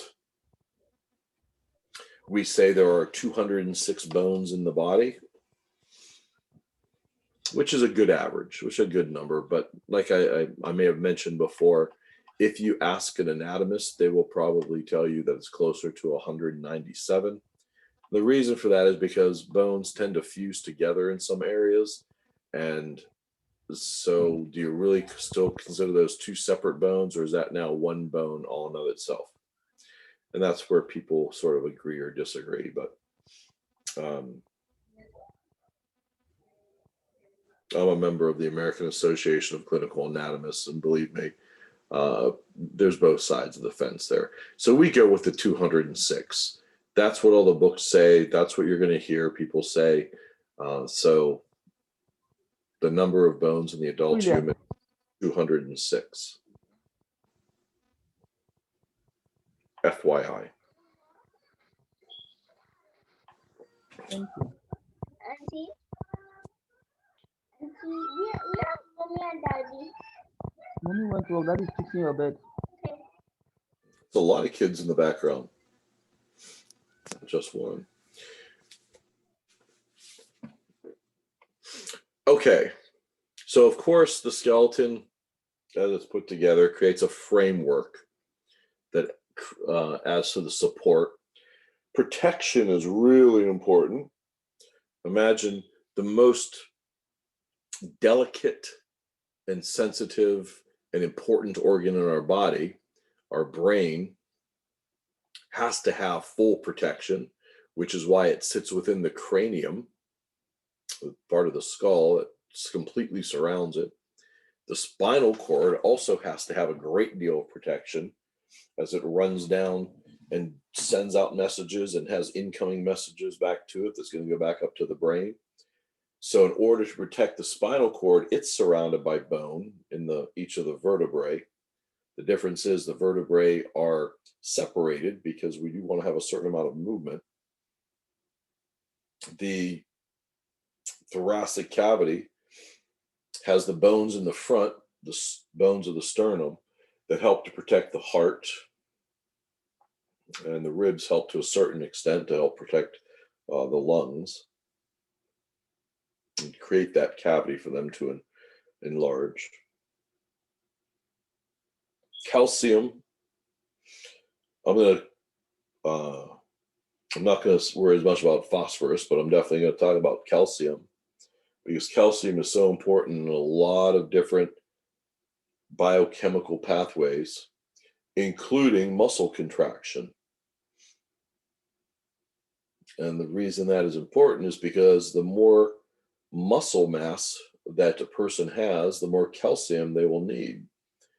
The more calcium they need, the more calcium they'll store. The more calcium they store, the stronger their bones. Stronger and thicker. This is why men tend to have stronger, thicker bones than women, because men tend to have more muscle mass, which is why women get osteoporosis so much more commonly than men, which is why I try to stress to the students the importance when they're young to get part of their exercise program be dedicated to some kind of resistance training, something that will increase muscle mass. Because if you do that, your body will say, okay, I need to store more calcium. If it stores more calcium, the bones will become stronger. Producing stronger bones is going to be good later on in life if you keep that up, because it helps with bone maintenance, and then it helps with bone repair, and then it decreases the likelihood of things like deterioration and fracture. And I've seen the differences. I've seen female personal trainers who would get into some kind of an accident, whether it was skiing or a car accident or something, and have a bone fracture, and then the healing process in them was like a 20-year-old healing process. I mean, somebody who's 20 years old, it was a remarkable, because you think, well, they're in their 50s, so their bones are probably going to be somewhat more fragile, and they're probably not going to heal as well, but that wasn't it at all. They actually healed incredibly well and very, very fast, as compared to other women in their 50s who'd had similar fractures, and then they didn't heal as well, and it definitely took longer. So there's absolute proof that if you make this part of your lifestyle and exercising regularly and building up muscle mass, it will absolutely help you later on. And I don't want people to say, I do not want people to say, I wish I listened to Dr. Sturgeon when he was telling us this in class. I would much rather people say, I don't remember the guy's name, but I do remember in class that he said I should be adding strength at training, and so I did, and so I have stronger bones. Much rather have you completely forget about me and just remember what I said, and maybe help that down the line somewhere, so that you can live that nice healthy life. And of course, bones do something incredibly important. Inside of the bone is bone marrow. You've probably heard of this. But some of the bone marrow, what we call red bone marrow, is responsible for making all of the blood cells in our body. Red blood cells, white blood cells, and the cells that are going to become platelets, thrombocytes. Now remember, red blood cells have an incredibly important job. Red blood cells are the buses that carry oxygen around the body. That is incredibly important. We want oxygen to get to those cells because that is one of the ingredients we need in order to make energy. And if we don't have oxygen getting into those cells, they can't make energy, things slow down, the cells don't work as well, low energy state. We've talked about that. So it is imperative that we get oxygen delivered to those areas, which means it is imperative that we have sufficient red blood cells. And we make 1 to 2 million red blood cells every second, which is a lot. Now, again, I think I've read in some books they say up to 5 million, but I think that's less common. I think that's only under times of stress or when they're necessary to be made. I think most of the time running, it's about 1 to 2 million every second. That's a lot. So the bone marrow has to make red blood cells. Red blood cells deliver oxygen. Oxygen getting into the cells means they can create energy. Creating energy means they can do what they're supposed to do. If they can't get to the cells, they can't get into the cells, then of course, low energy state because of red blood cells. Where are red blood cells produced? In the bone marrow. An incredibly important reason that we have bones. And it's almost like people add it as an afterthought. Like, well, bones make up a skeletal and they protect things. Oh, and by the way, they also make red blood cells. It's almost, you can make the argument that that should be at the top of the list of importance of bones. But as you see, it is not.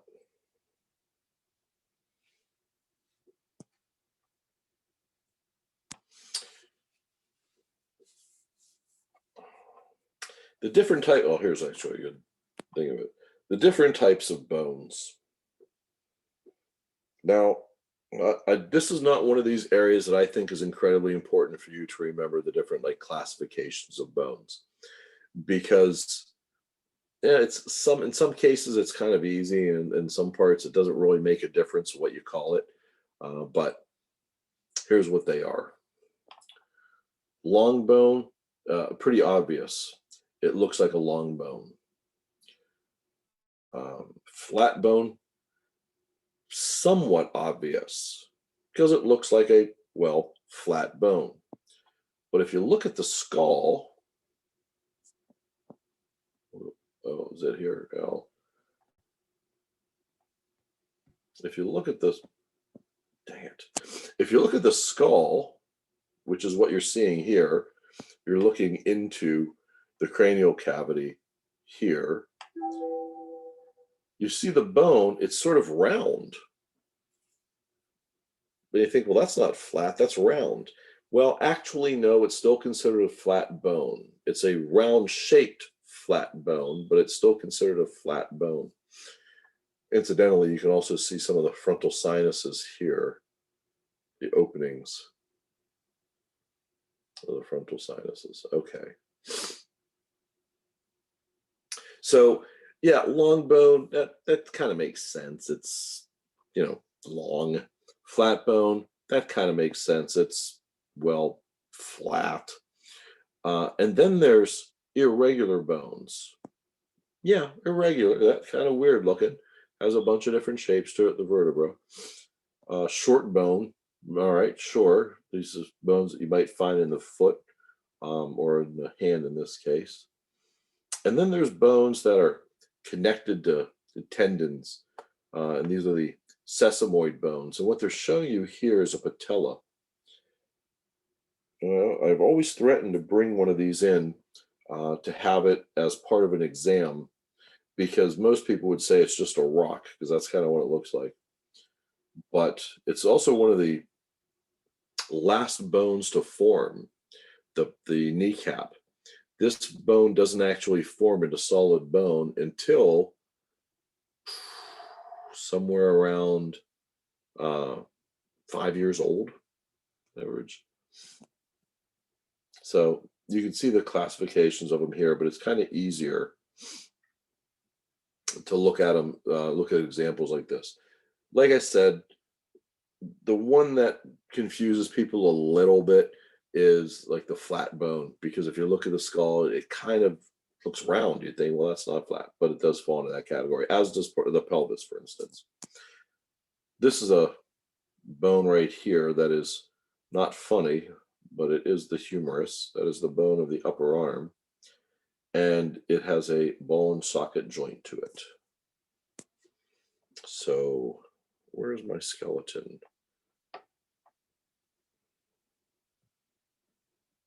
Before we get into some of this physiology. Oh, it must be in the other group of slides. Okay. Sorry about that. I can just enlarge this one to a certain extent. Okay. So in looking at the skeleton, you'll notice a few things. You'll notice that the arm has a bone of the upper part, which comes down and kind of meets these two side-by-side long bones, which then meets a bunch of small bones in the hand, which meets a bunch of longer bones again, kind of long. Then you have this femur in the leg, that one bone that comes down and meets two side-by-side long bones, which then meets a bunch of short bones in the foot. So the arms and the legs are really set up similarly. They both have one bone that meets at a joint with two other bones, which then meets a bunch of small bones, which then meets these kind of longer bones off of that. And it's easy to kind of remember these things if you think of them that way, if you think of the body put together that way. Remember, I said there's 206 bones in the body, but after we went through and determined that some of them, their names aren't really difficult to know at all, or some we just number, it actually comes down to about 30 names of bones that you have to learn, which isn't that bad. The humerus is a bone that has a ball and socket joint, just like the femur in the leg. So if you look at where the leg meets the pelvis, it has a ball and socket joint. If you look at the arm, where the humerus meets the shoulder, it has a ball and socket joint. These are the only two places in the body that have ball and socket joints. And in both cases, there is a bone that has a rounded part to one end of it. That makes it the ball part of the ball and socket joint. So that means anytime you come across a human bone that has a rounded end to it, well, you know it's got to be either the humerus in the upper arm or the femur in the upper leg. And when we get to those places, you'll see that there's kind of some big differences between how they're shaped in those areas. But remember that each of these bones have these shapes for reasons. Like if you look at this vertebra, there are these projections that stick off from the sides and to the back. And there's a big hole in the middle. Remember, the hole going through a bone is what we call a foramina, No, that's plural. Foramen, singular, foramina. So this would be a vertebral foramen. Foramen means hole. I think I showed you before, in the base of the skull, there is the foramen magnum. In the pelvis, we saw the obturator foramen, obturator foramina, both of them, at the pelvis. With the vertebra, that big hole is there going through the middle because that's where the spinal cord is going to go and travel down the body with branches coming off of it. So when you see a hole, there's probably a reason for it. Something is probably traveling through it. When you see a projection,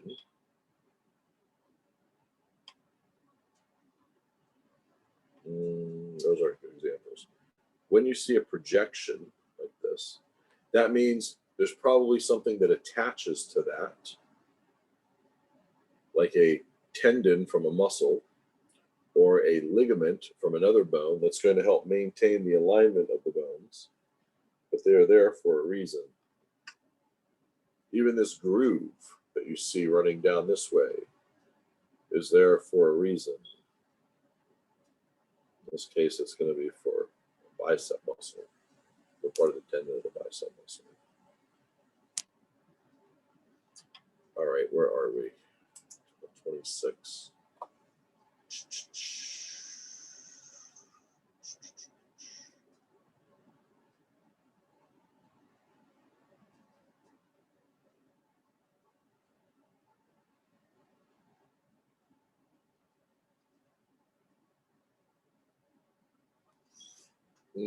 I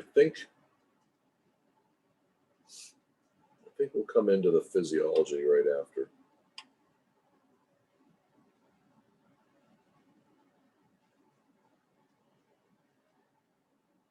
This should really be first.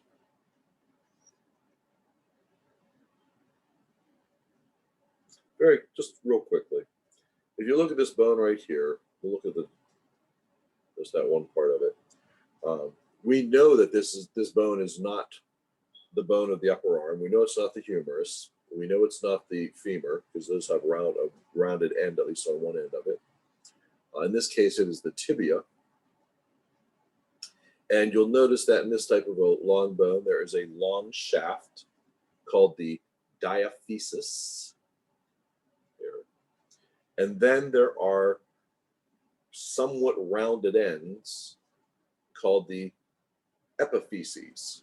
Singular epiphysis, plural epiphyses. And actually, within that, there'll be sort of a transition of epiphysis, but that's not as important as a couple of things that we're going to point out. Excuse me. One of the things I'm going to point out that is really important is something called articular cartilage. An articulation is a fancy word for a joint where two bones come together. And cartilage is used as a cushioning and to decrease friction. So if we have bones that come together and they're going to be moving, there's going to be movement, we're going to have some kind of cartilage on both ends to decrease the friction.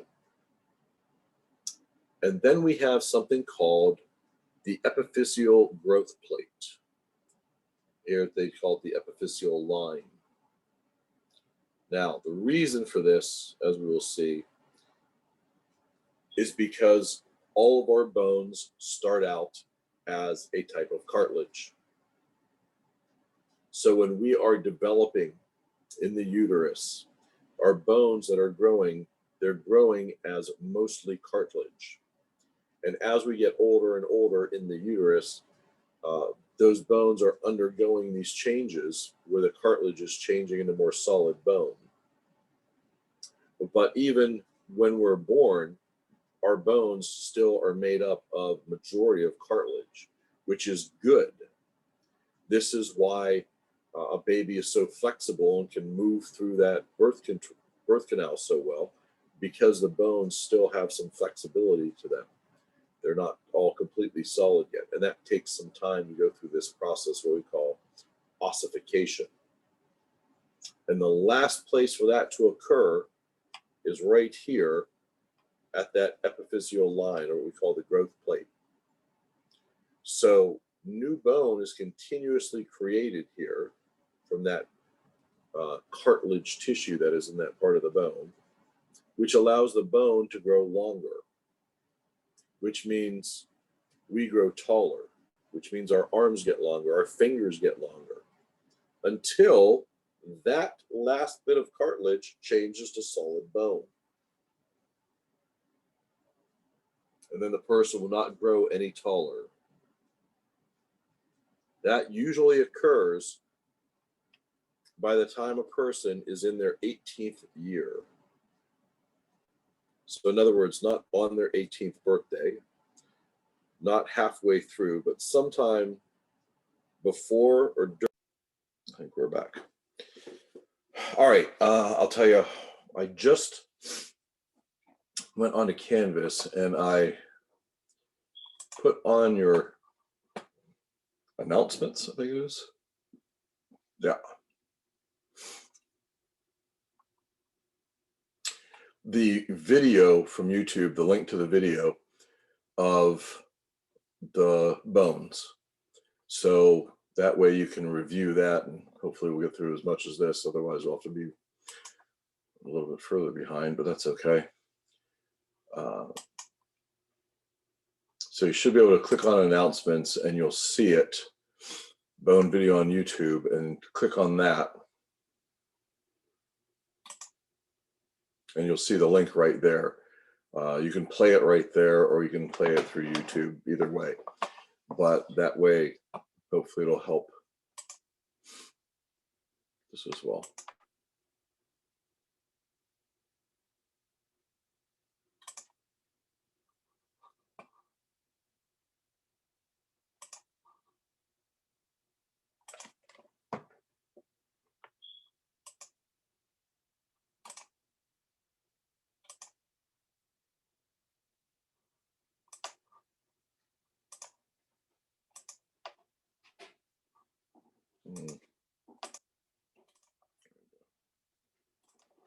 So if you find yourself where you want to review that stuff, it's a good review, I think. Obviously, I think that. Okay, so I'm going to pick up where I left off with the scapula. I think we were just talking about the scapula. The scapula is the shoulder blade.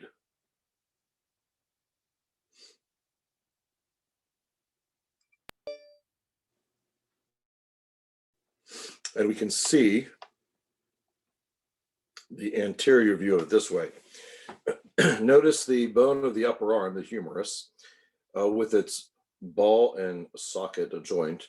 There is sort of a cut out little section in the scapula called the glenoid fossa, where the socket would be. You can also see something called the coracoid process, which looks like a little bent finger, kind of. You can see it on this view if you look at it from the side view. And that is an important attachment site, excuse me, for the bicep muscle, for the pectoralis muscles. Then there's also something on the top here called the acromion. Technically, it's called the acromion process, but I always call it the acromion just to separate it from the coracoid process. And here they're doing the same thing, which is good. So the acromion is that bony part that you feel if you reach up onto your shoulder, and at the very top of your shoulder, and you start moving your fingers over towards your arm, you can kind of feel it drop off.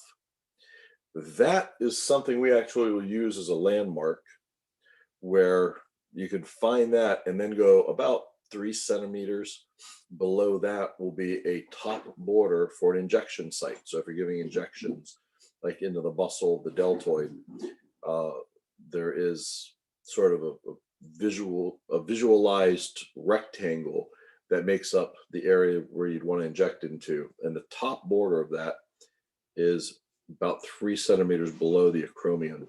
So that's one of the reasons why it's good to know that, because we do use that as a landmark. The acromion, the coracoid process. You can also see how the clavicle comes over and meets the coracoid process as well. From the back view, you can see the acromion up here, part of the coracoid process, and I'm not going to worry about the other parts to it. Okay, so the humerus, it's not funny, but it is the humerus, has a rounded head to it. That's the ball of the ball and socket joint. Then it has a very short neck, two parts to it actually. The first part we call the anatomical neck, the second part we call the surgical neck, but very, very small sort of neck to that head.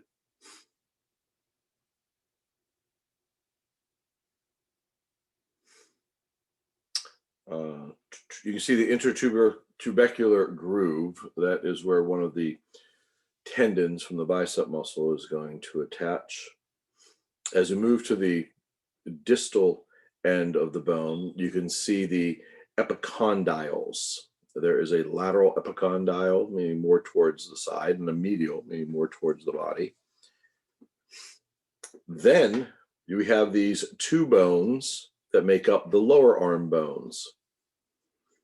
The radius is on the thumb side. It is on the lateral side. And the radius, you'll notice a couple of things. It is smaller at the proximal end, where it's at the head of the radius up here, and larger at the distal end. And it has a little cup at the proximal tip of it. You can't really see it from this angle, but there is an indentation. It's like a cup at the top of it.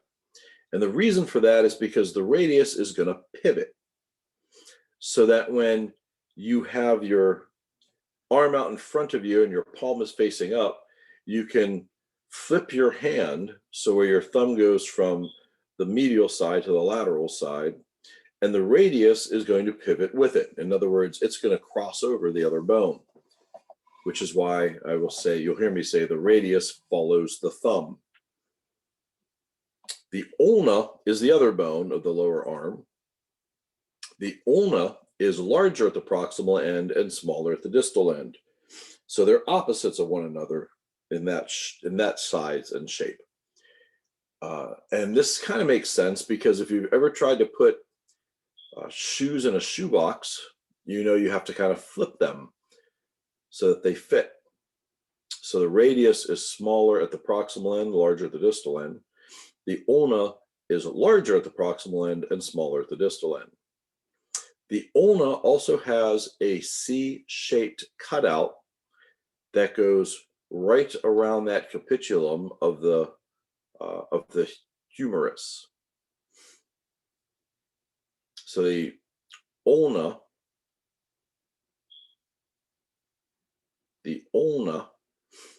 slips around and makes a nice hinge joint. So the radius makes a pivot joint. The ulna makes a hinge joint. Unfortunately, at this angle, you can't quite see that. And the proximal end of the ulna has a bony projection to it. And if you bend your, you can see it in this view though, if you bend your elbow and you touch the tip of your elbow, that boniest tip of your elbow is actually the olecranon, O-L-E-C-R-A-N-O-N, the olecranon, that bony projection right there. And that's what you feel. Moving down to the hand, you can see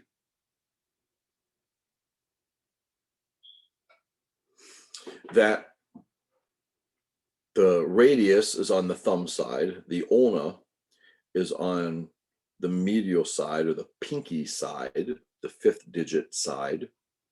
And you notice how we name them. The thumb is digit 1, the pointer finger is digit 2, the I don't like the way your driving finger is digit 3, the ring finger is digit 4, and the pinky digit is finger 5. So where the radius and the ulna meet the hand, there are 8 bones called the carpal bones. Now, if you were to look at this, and especially, let's see, you can kind of see it pretty well. There's a separation there.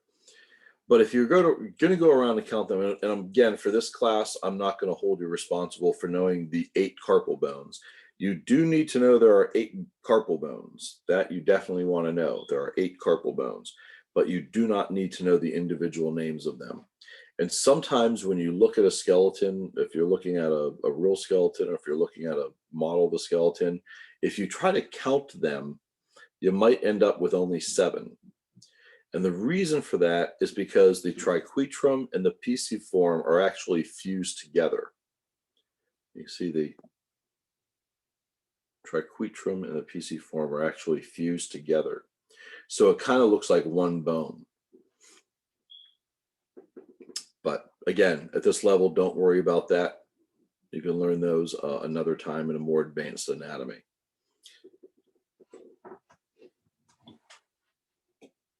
Extending from the 8 carpal bones,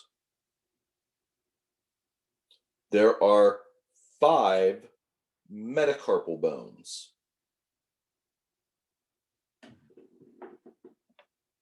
Metacarpal bones.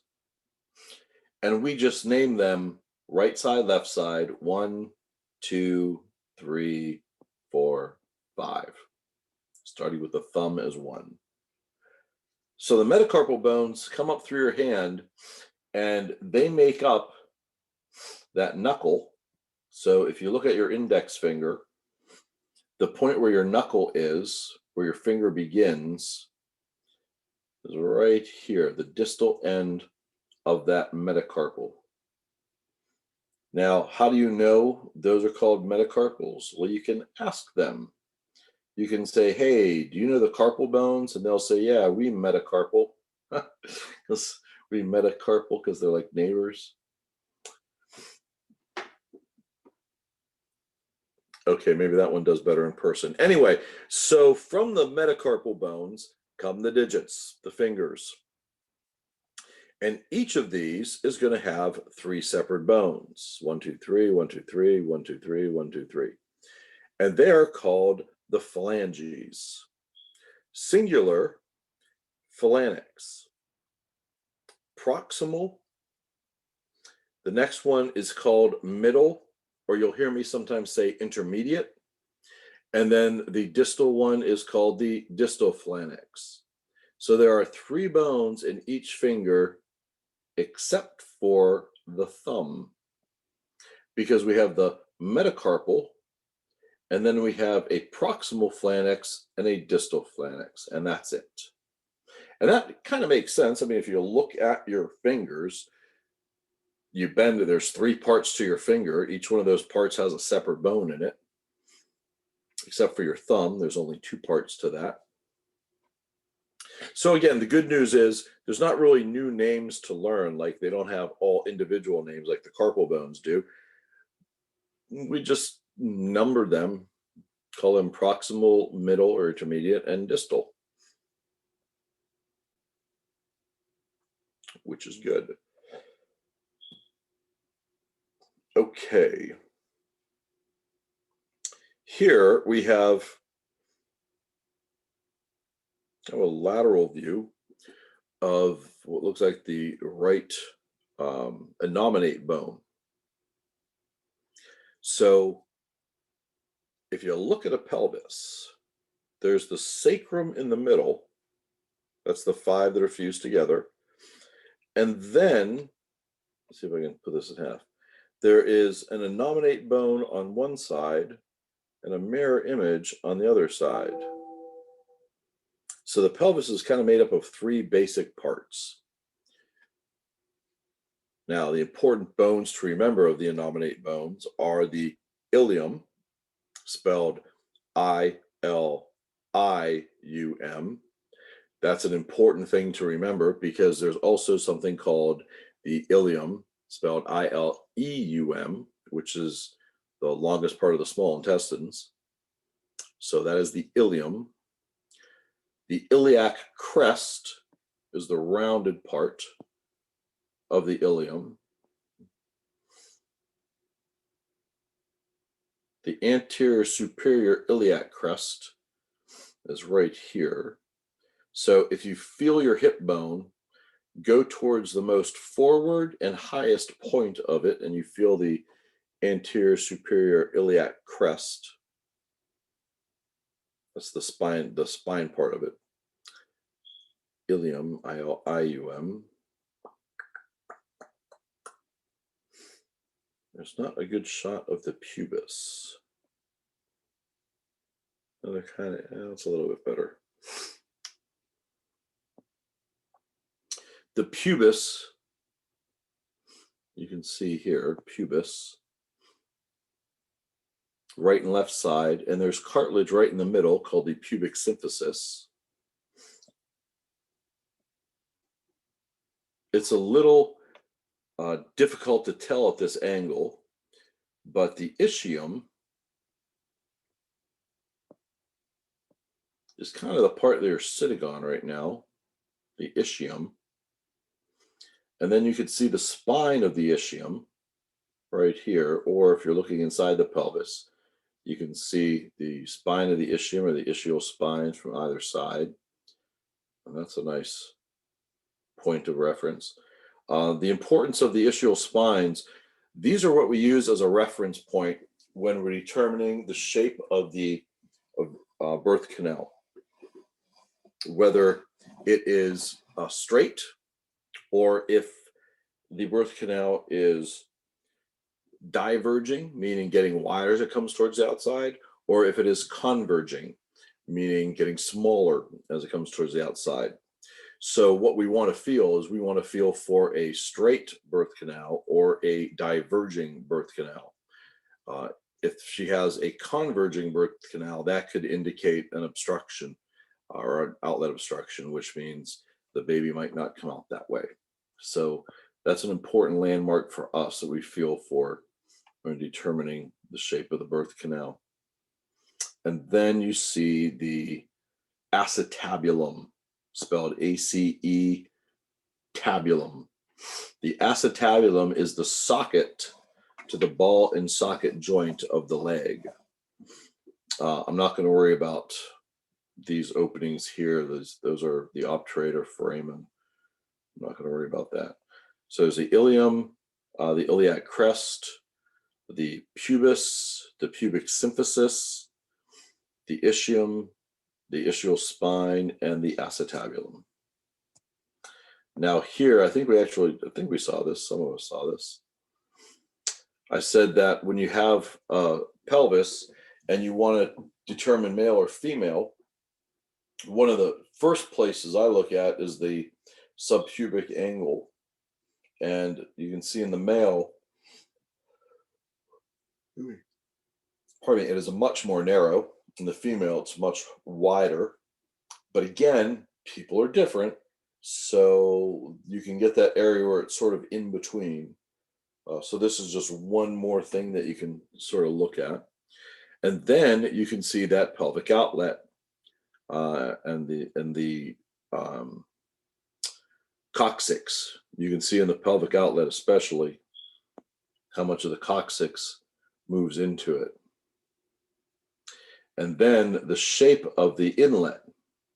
The rounder inlet is going to be something we see on a male pelvis. The oval inlet is what we see on a female pelvis. Because remember, the baby has to go through there. So again, that's kind of the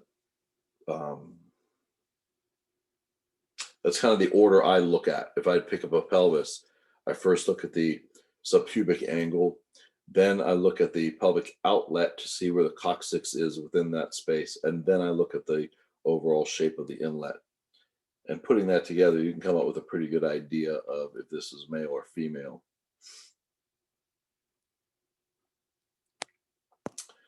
the bone of the thigh.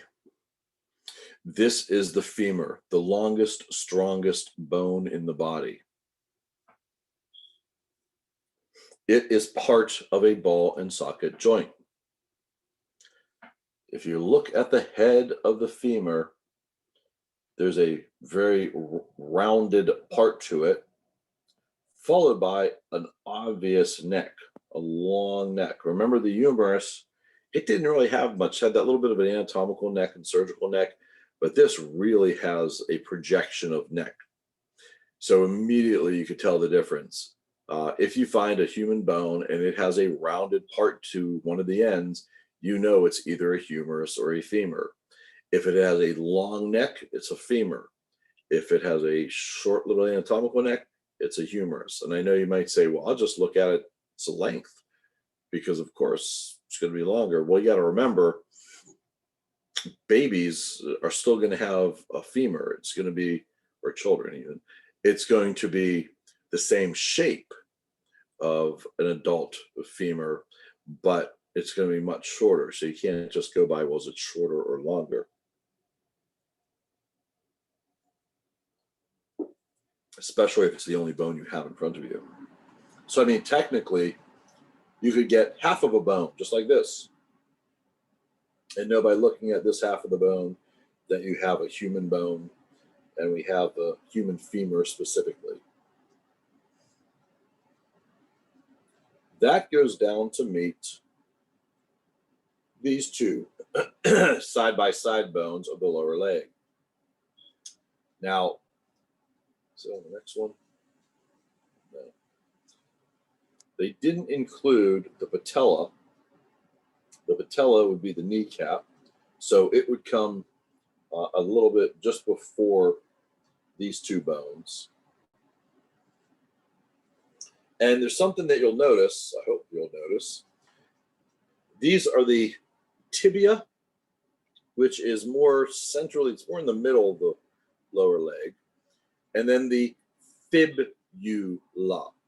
Tibia, fibula. They do not rhyme. It is not tibia, fibia, or tibula, fibula. Tibia, fibula. The tibia is the central, more central bone of the lower leg. And the tibia articulates with the femur. In other words, the femur comes right here and meets the tibia. Oh, shoot, I got my video thing. Sorry. The fibula actually articulates with the proximal end of the tibia. It does not meet the femur. The fibula is a very long and narrow, laterally placed bone, like unusually long and narrow when you look at the other bones in the body. But as it comes down here, between that little medial malleolus of the tibia and the lateral malleolus of the fibula, it makes this nice little area to sit right on top of our foot so that we can dorsiflex and plantarflex our foot. In other words, point our toes, point our foot upwards, point our foot downwards. And you can kind of even imagine this tibia has kind of a T shape to it at the top.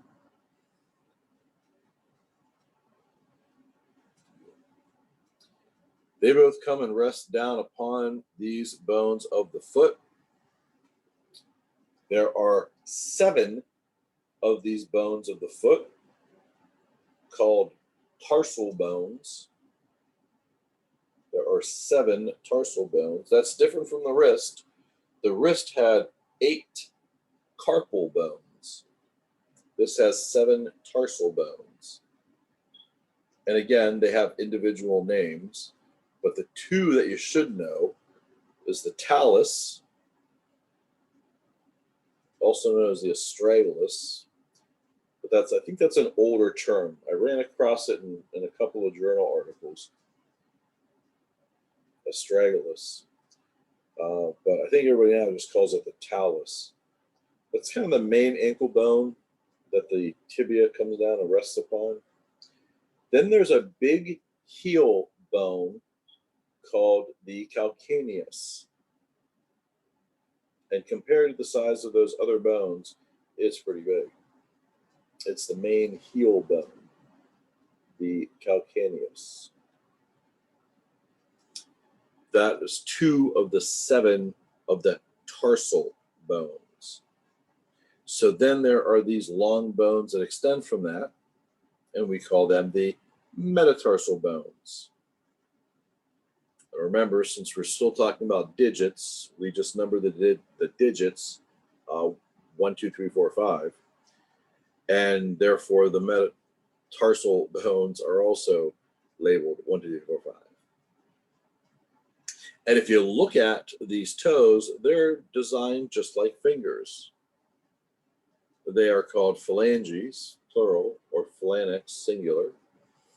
And each one of these toes is made up of a proximal, a middle or intermediate, and a distal phalanx.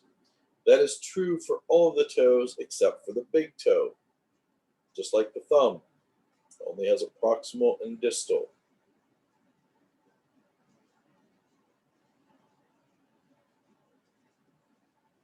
What else?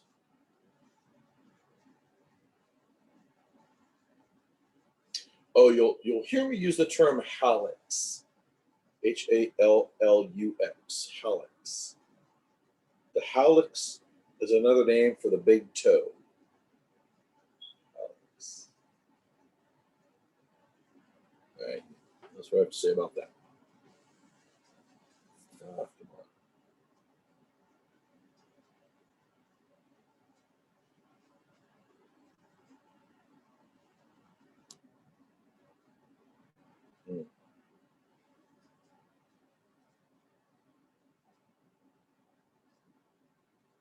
If you look at the skull of a female versus the skull of a male, one thing you'll also notice in the frontal bones is that the ridge, the brow ridge above the eyes is much more pronounced on a male.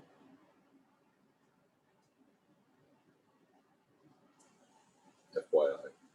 Articulation is just a fancy word for a joint, where one bone meets another bone.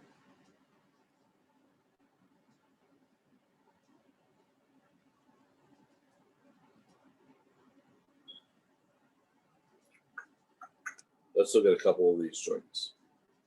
There's another one.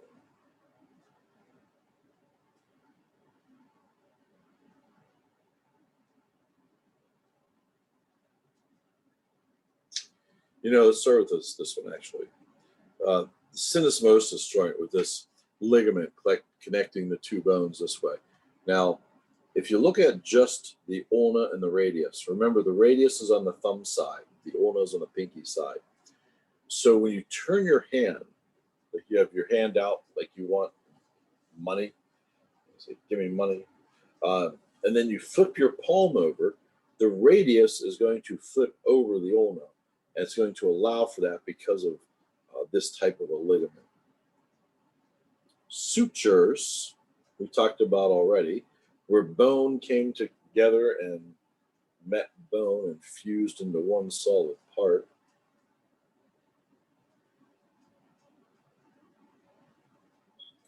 Metamorphosis, I'm not going to worry about as much. But I was hoping that, and I thought there was, yep, there it is. Okay.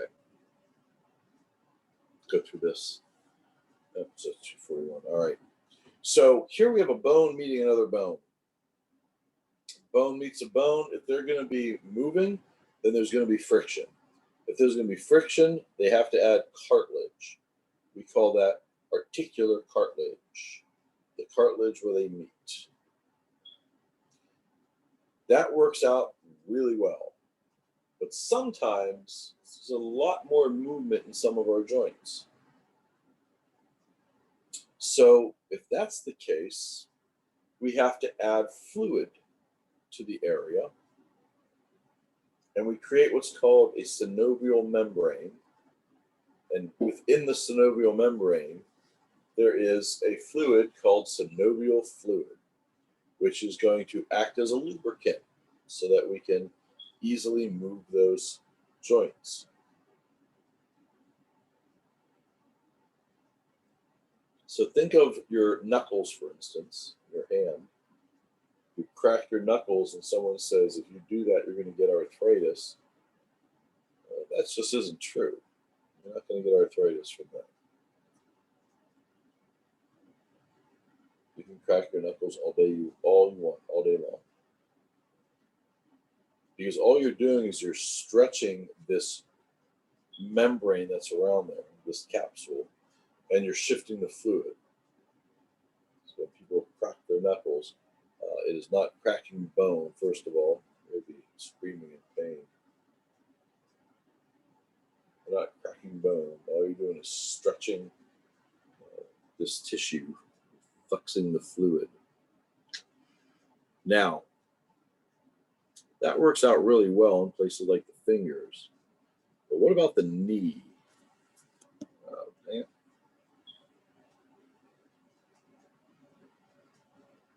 No, where's that? No.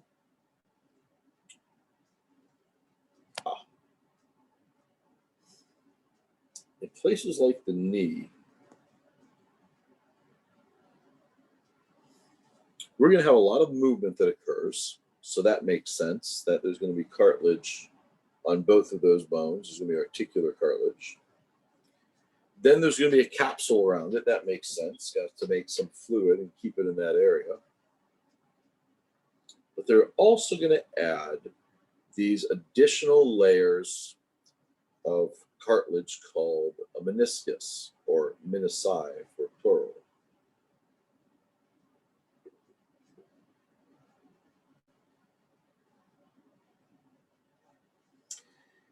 These offer additional cushioning because, remember, the entire weight of your upper body from your knees up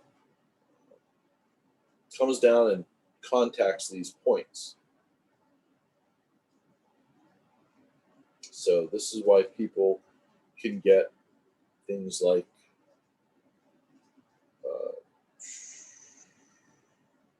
degenerative joint disease.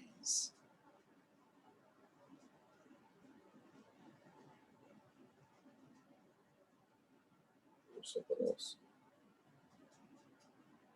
So if a person uses those joints a lot, let's say that they are a long distance runner, they are putting more and more strain on that area, and it's wearing through those extra paddings, the menisci.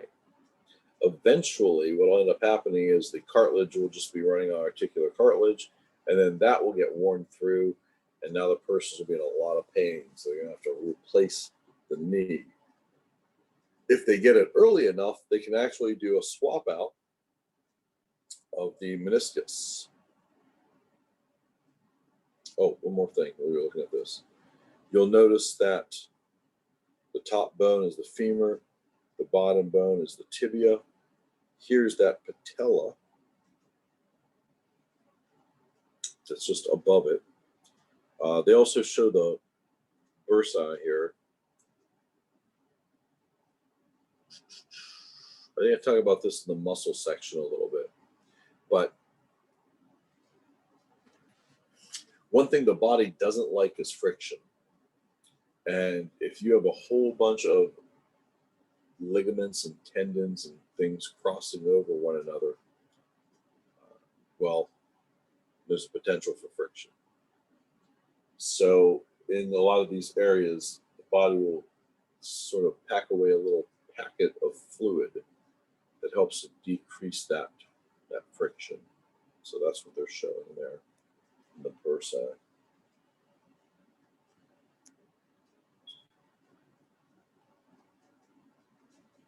Okay, I think I jumped ahead.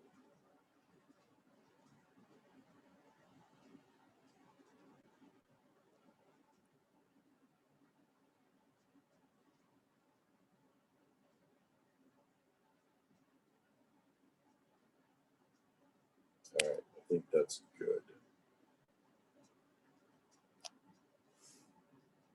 Oh, voila. This is a nice one. You can see the ulna actually going around the humerus, creating that hinge joint. Allows for your arm to come up at a 90-degree angle.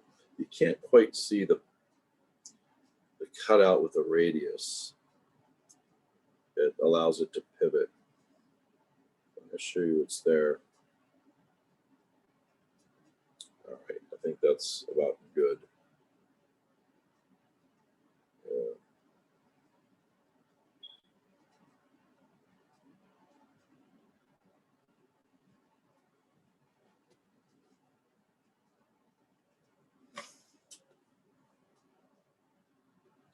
Frontal bone, you can see the suture line running right down this way. Parietal bone, right parietal, left parietal, separated by the sagittal suture right here.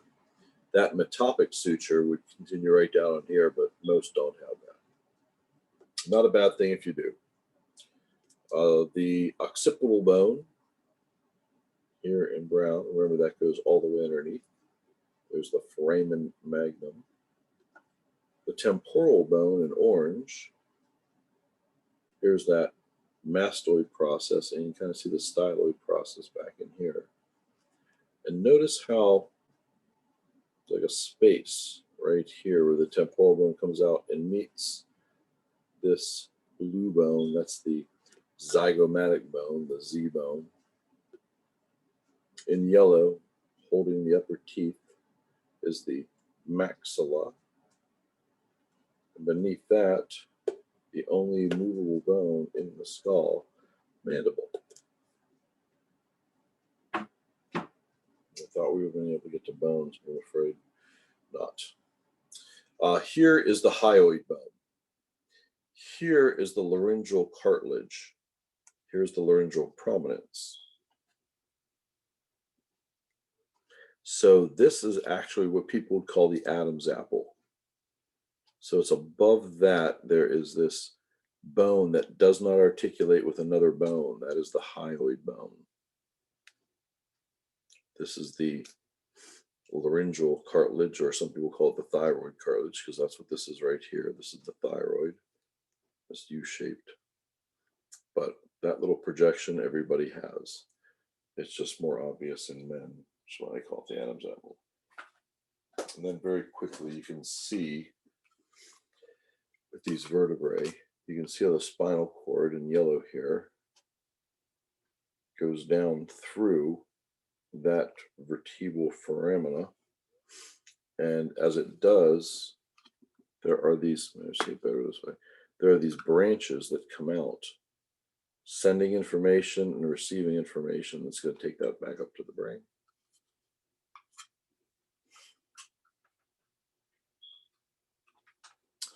People have asked me before, like when we were in classroom and I would do a practical exam with the bones out and you'd have to be able to name the bones.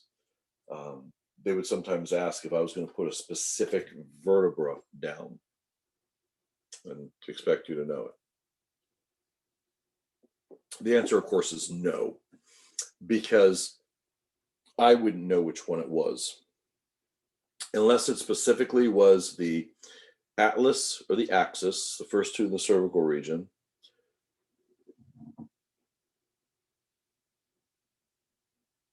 or if I had all 5 lumbar vertebrae, because then I could stack them and put them in order.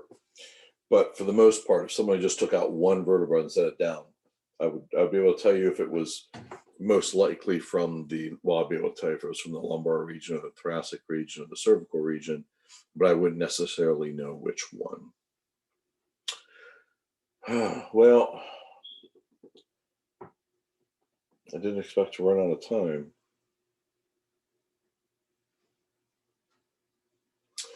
So it's good that I posted that bone anatomy with real human bones bone video on YouTube.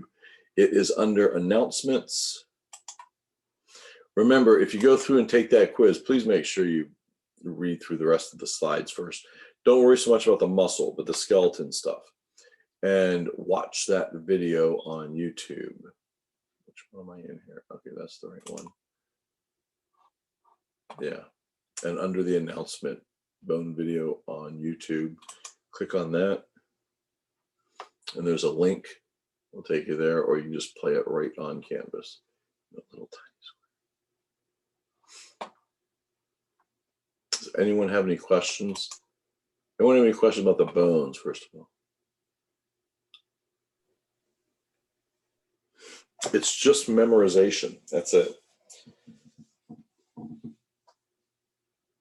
I would definitely say go and watch the video that I linked in the announcement. It will help. You can always pause it. You can slow it down. You can take notes. I did give a review sheet for that quiz for today.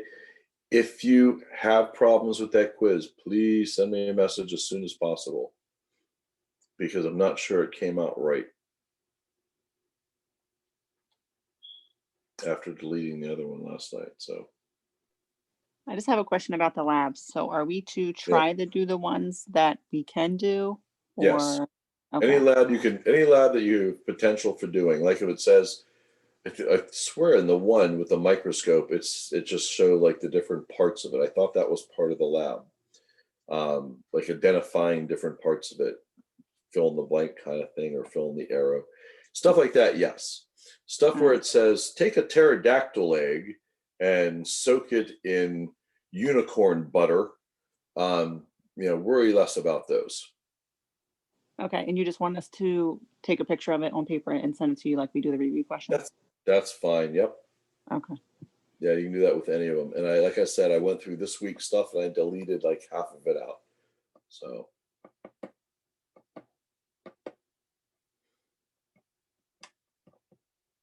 Hey, did I mention a survey? If you haven't completed the survey, please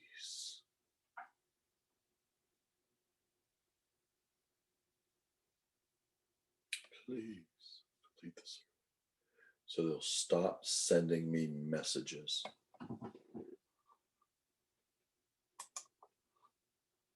It's terrible that that's what it comes down to.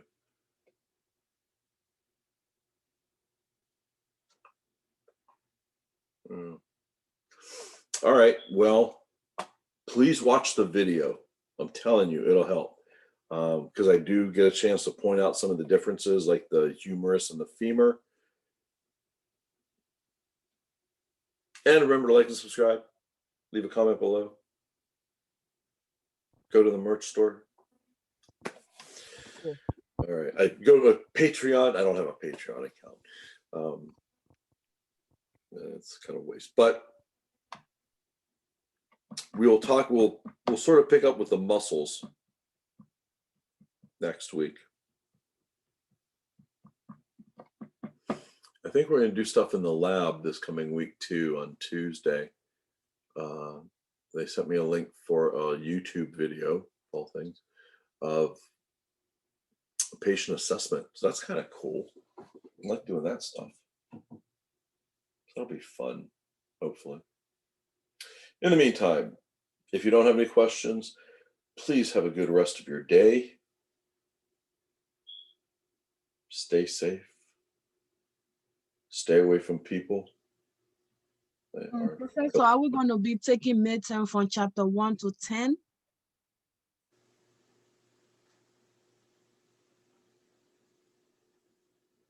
I don't know. I don't know if the midterm is over.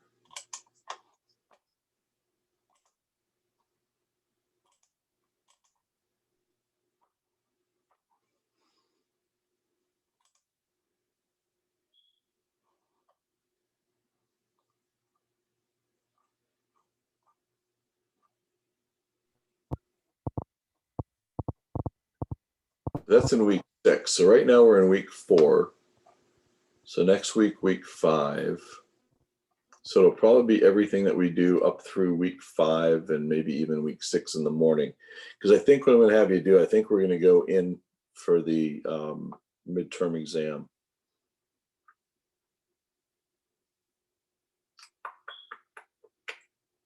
So we're gonna And be it's gonna be taking. your midterm? Sorry, Yeah, Howard. go to the school for my midterm. Oh, okay. And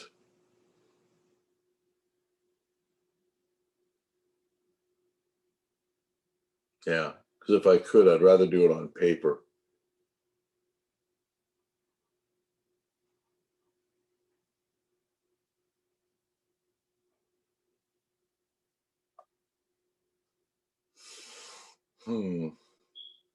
So I don't know how far we're going to get up through week 6. So it'll probably be up to including chapter 10 and chapter 11.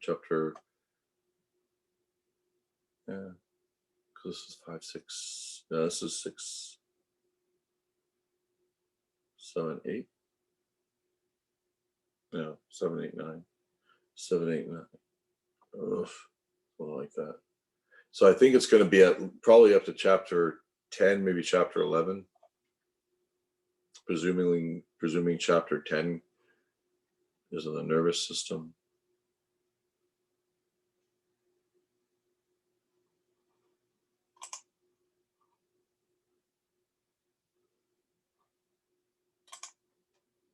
The syllabus.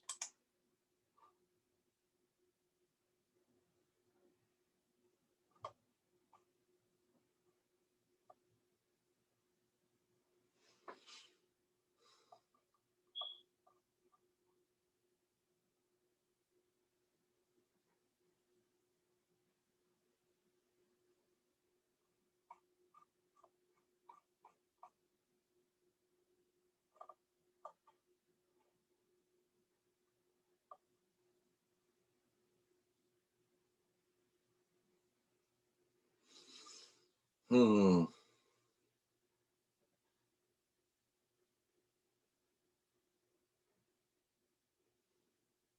think it'll be everything up. It's supposed to cover chapters 1 through 15.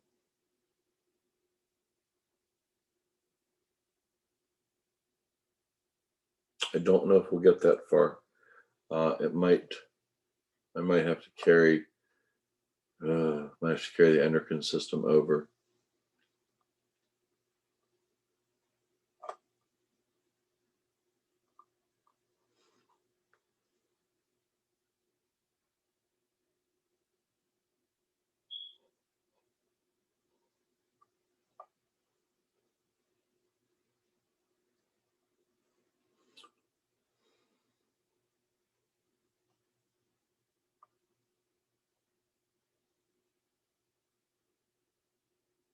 It'll probably be up through like chapter 13. That's what I'm guessing at this point, up through the nervous system.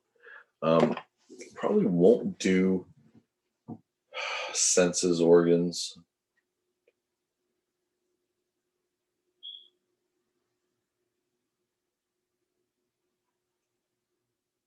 I might do a quick overview of that, but I think I will stop at chapter 13 and make the midterm up through that, and then pick up with chapter 14 on for the final. That sounds like a good plan. Yeah. So for those who are wondering, midterm exam, it looks like it's going to be up through chapter 13. I would like to do it in person, on paper, pencil, Scantron.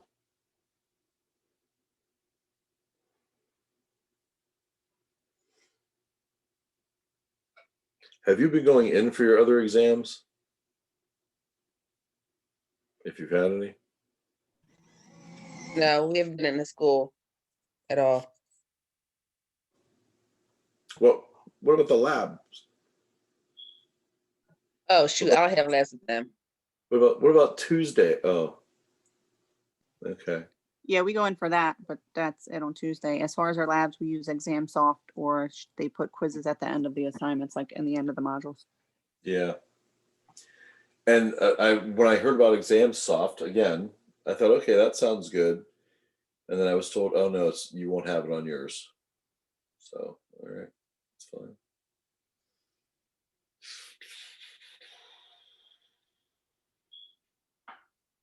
Week 6 puts us where? 17th.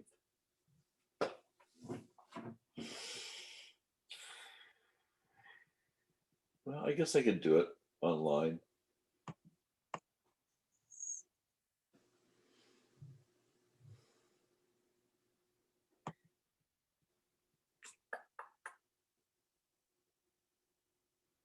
All right, well, keep it in mind about going to the school, but maybe I will just keep it online.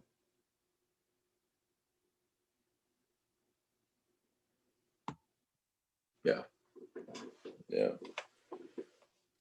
Nothing else, keep it on mind. We'll go up to chapters 13. That'll take us through the nervous system. Special senses we'll leave until the next one, along with the endocrine system. And then we'll start with the cardiovascular system right after that. Okay, good. So we're on track.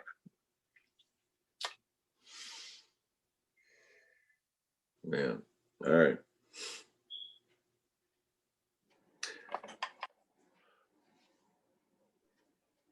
All right, so here's the thing. Midterm exam, week number 6, up through chapter 13, which means we might still be doing chapter 13 in the morning of week number 6. Just finishing it out, hopefully. And I think we'll plan on doing the midterm online. Yeah, I think we'll plan on that. Unless somebody suddenly tells me differently that we have to be there. Make it mandatory, you know, like the surveys.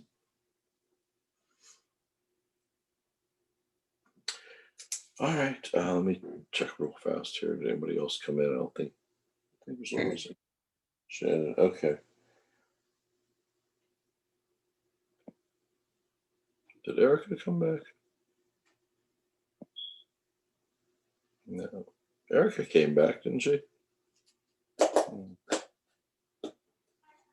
She did.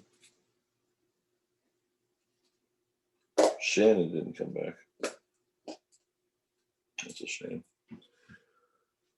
All right. That's the plan. Again, if you have a problem with the quiz today, please let me know, because I might have to delete it out and just restart the entire process over again, because it didn't seem to save quite. It didn't save the same way it did the last time. So that could indicate maybe there's a problem with it. But if there's not, either way, you do have a review sheet for that. Remember, you have a review sheet. I think I titled it Online Review Quiz week number 4 quiz. So read through that, pay attention to it. It's a good thing.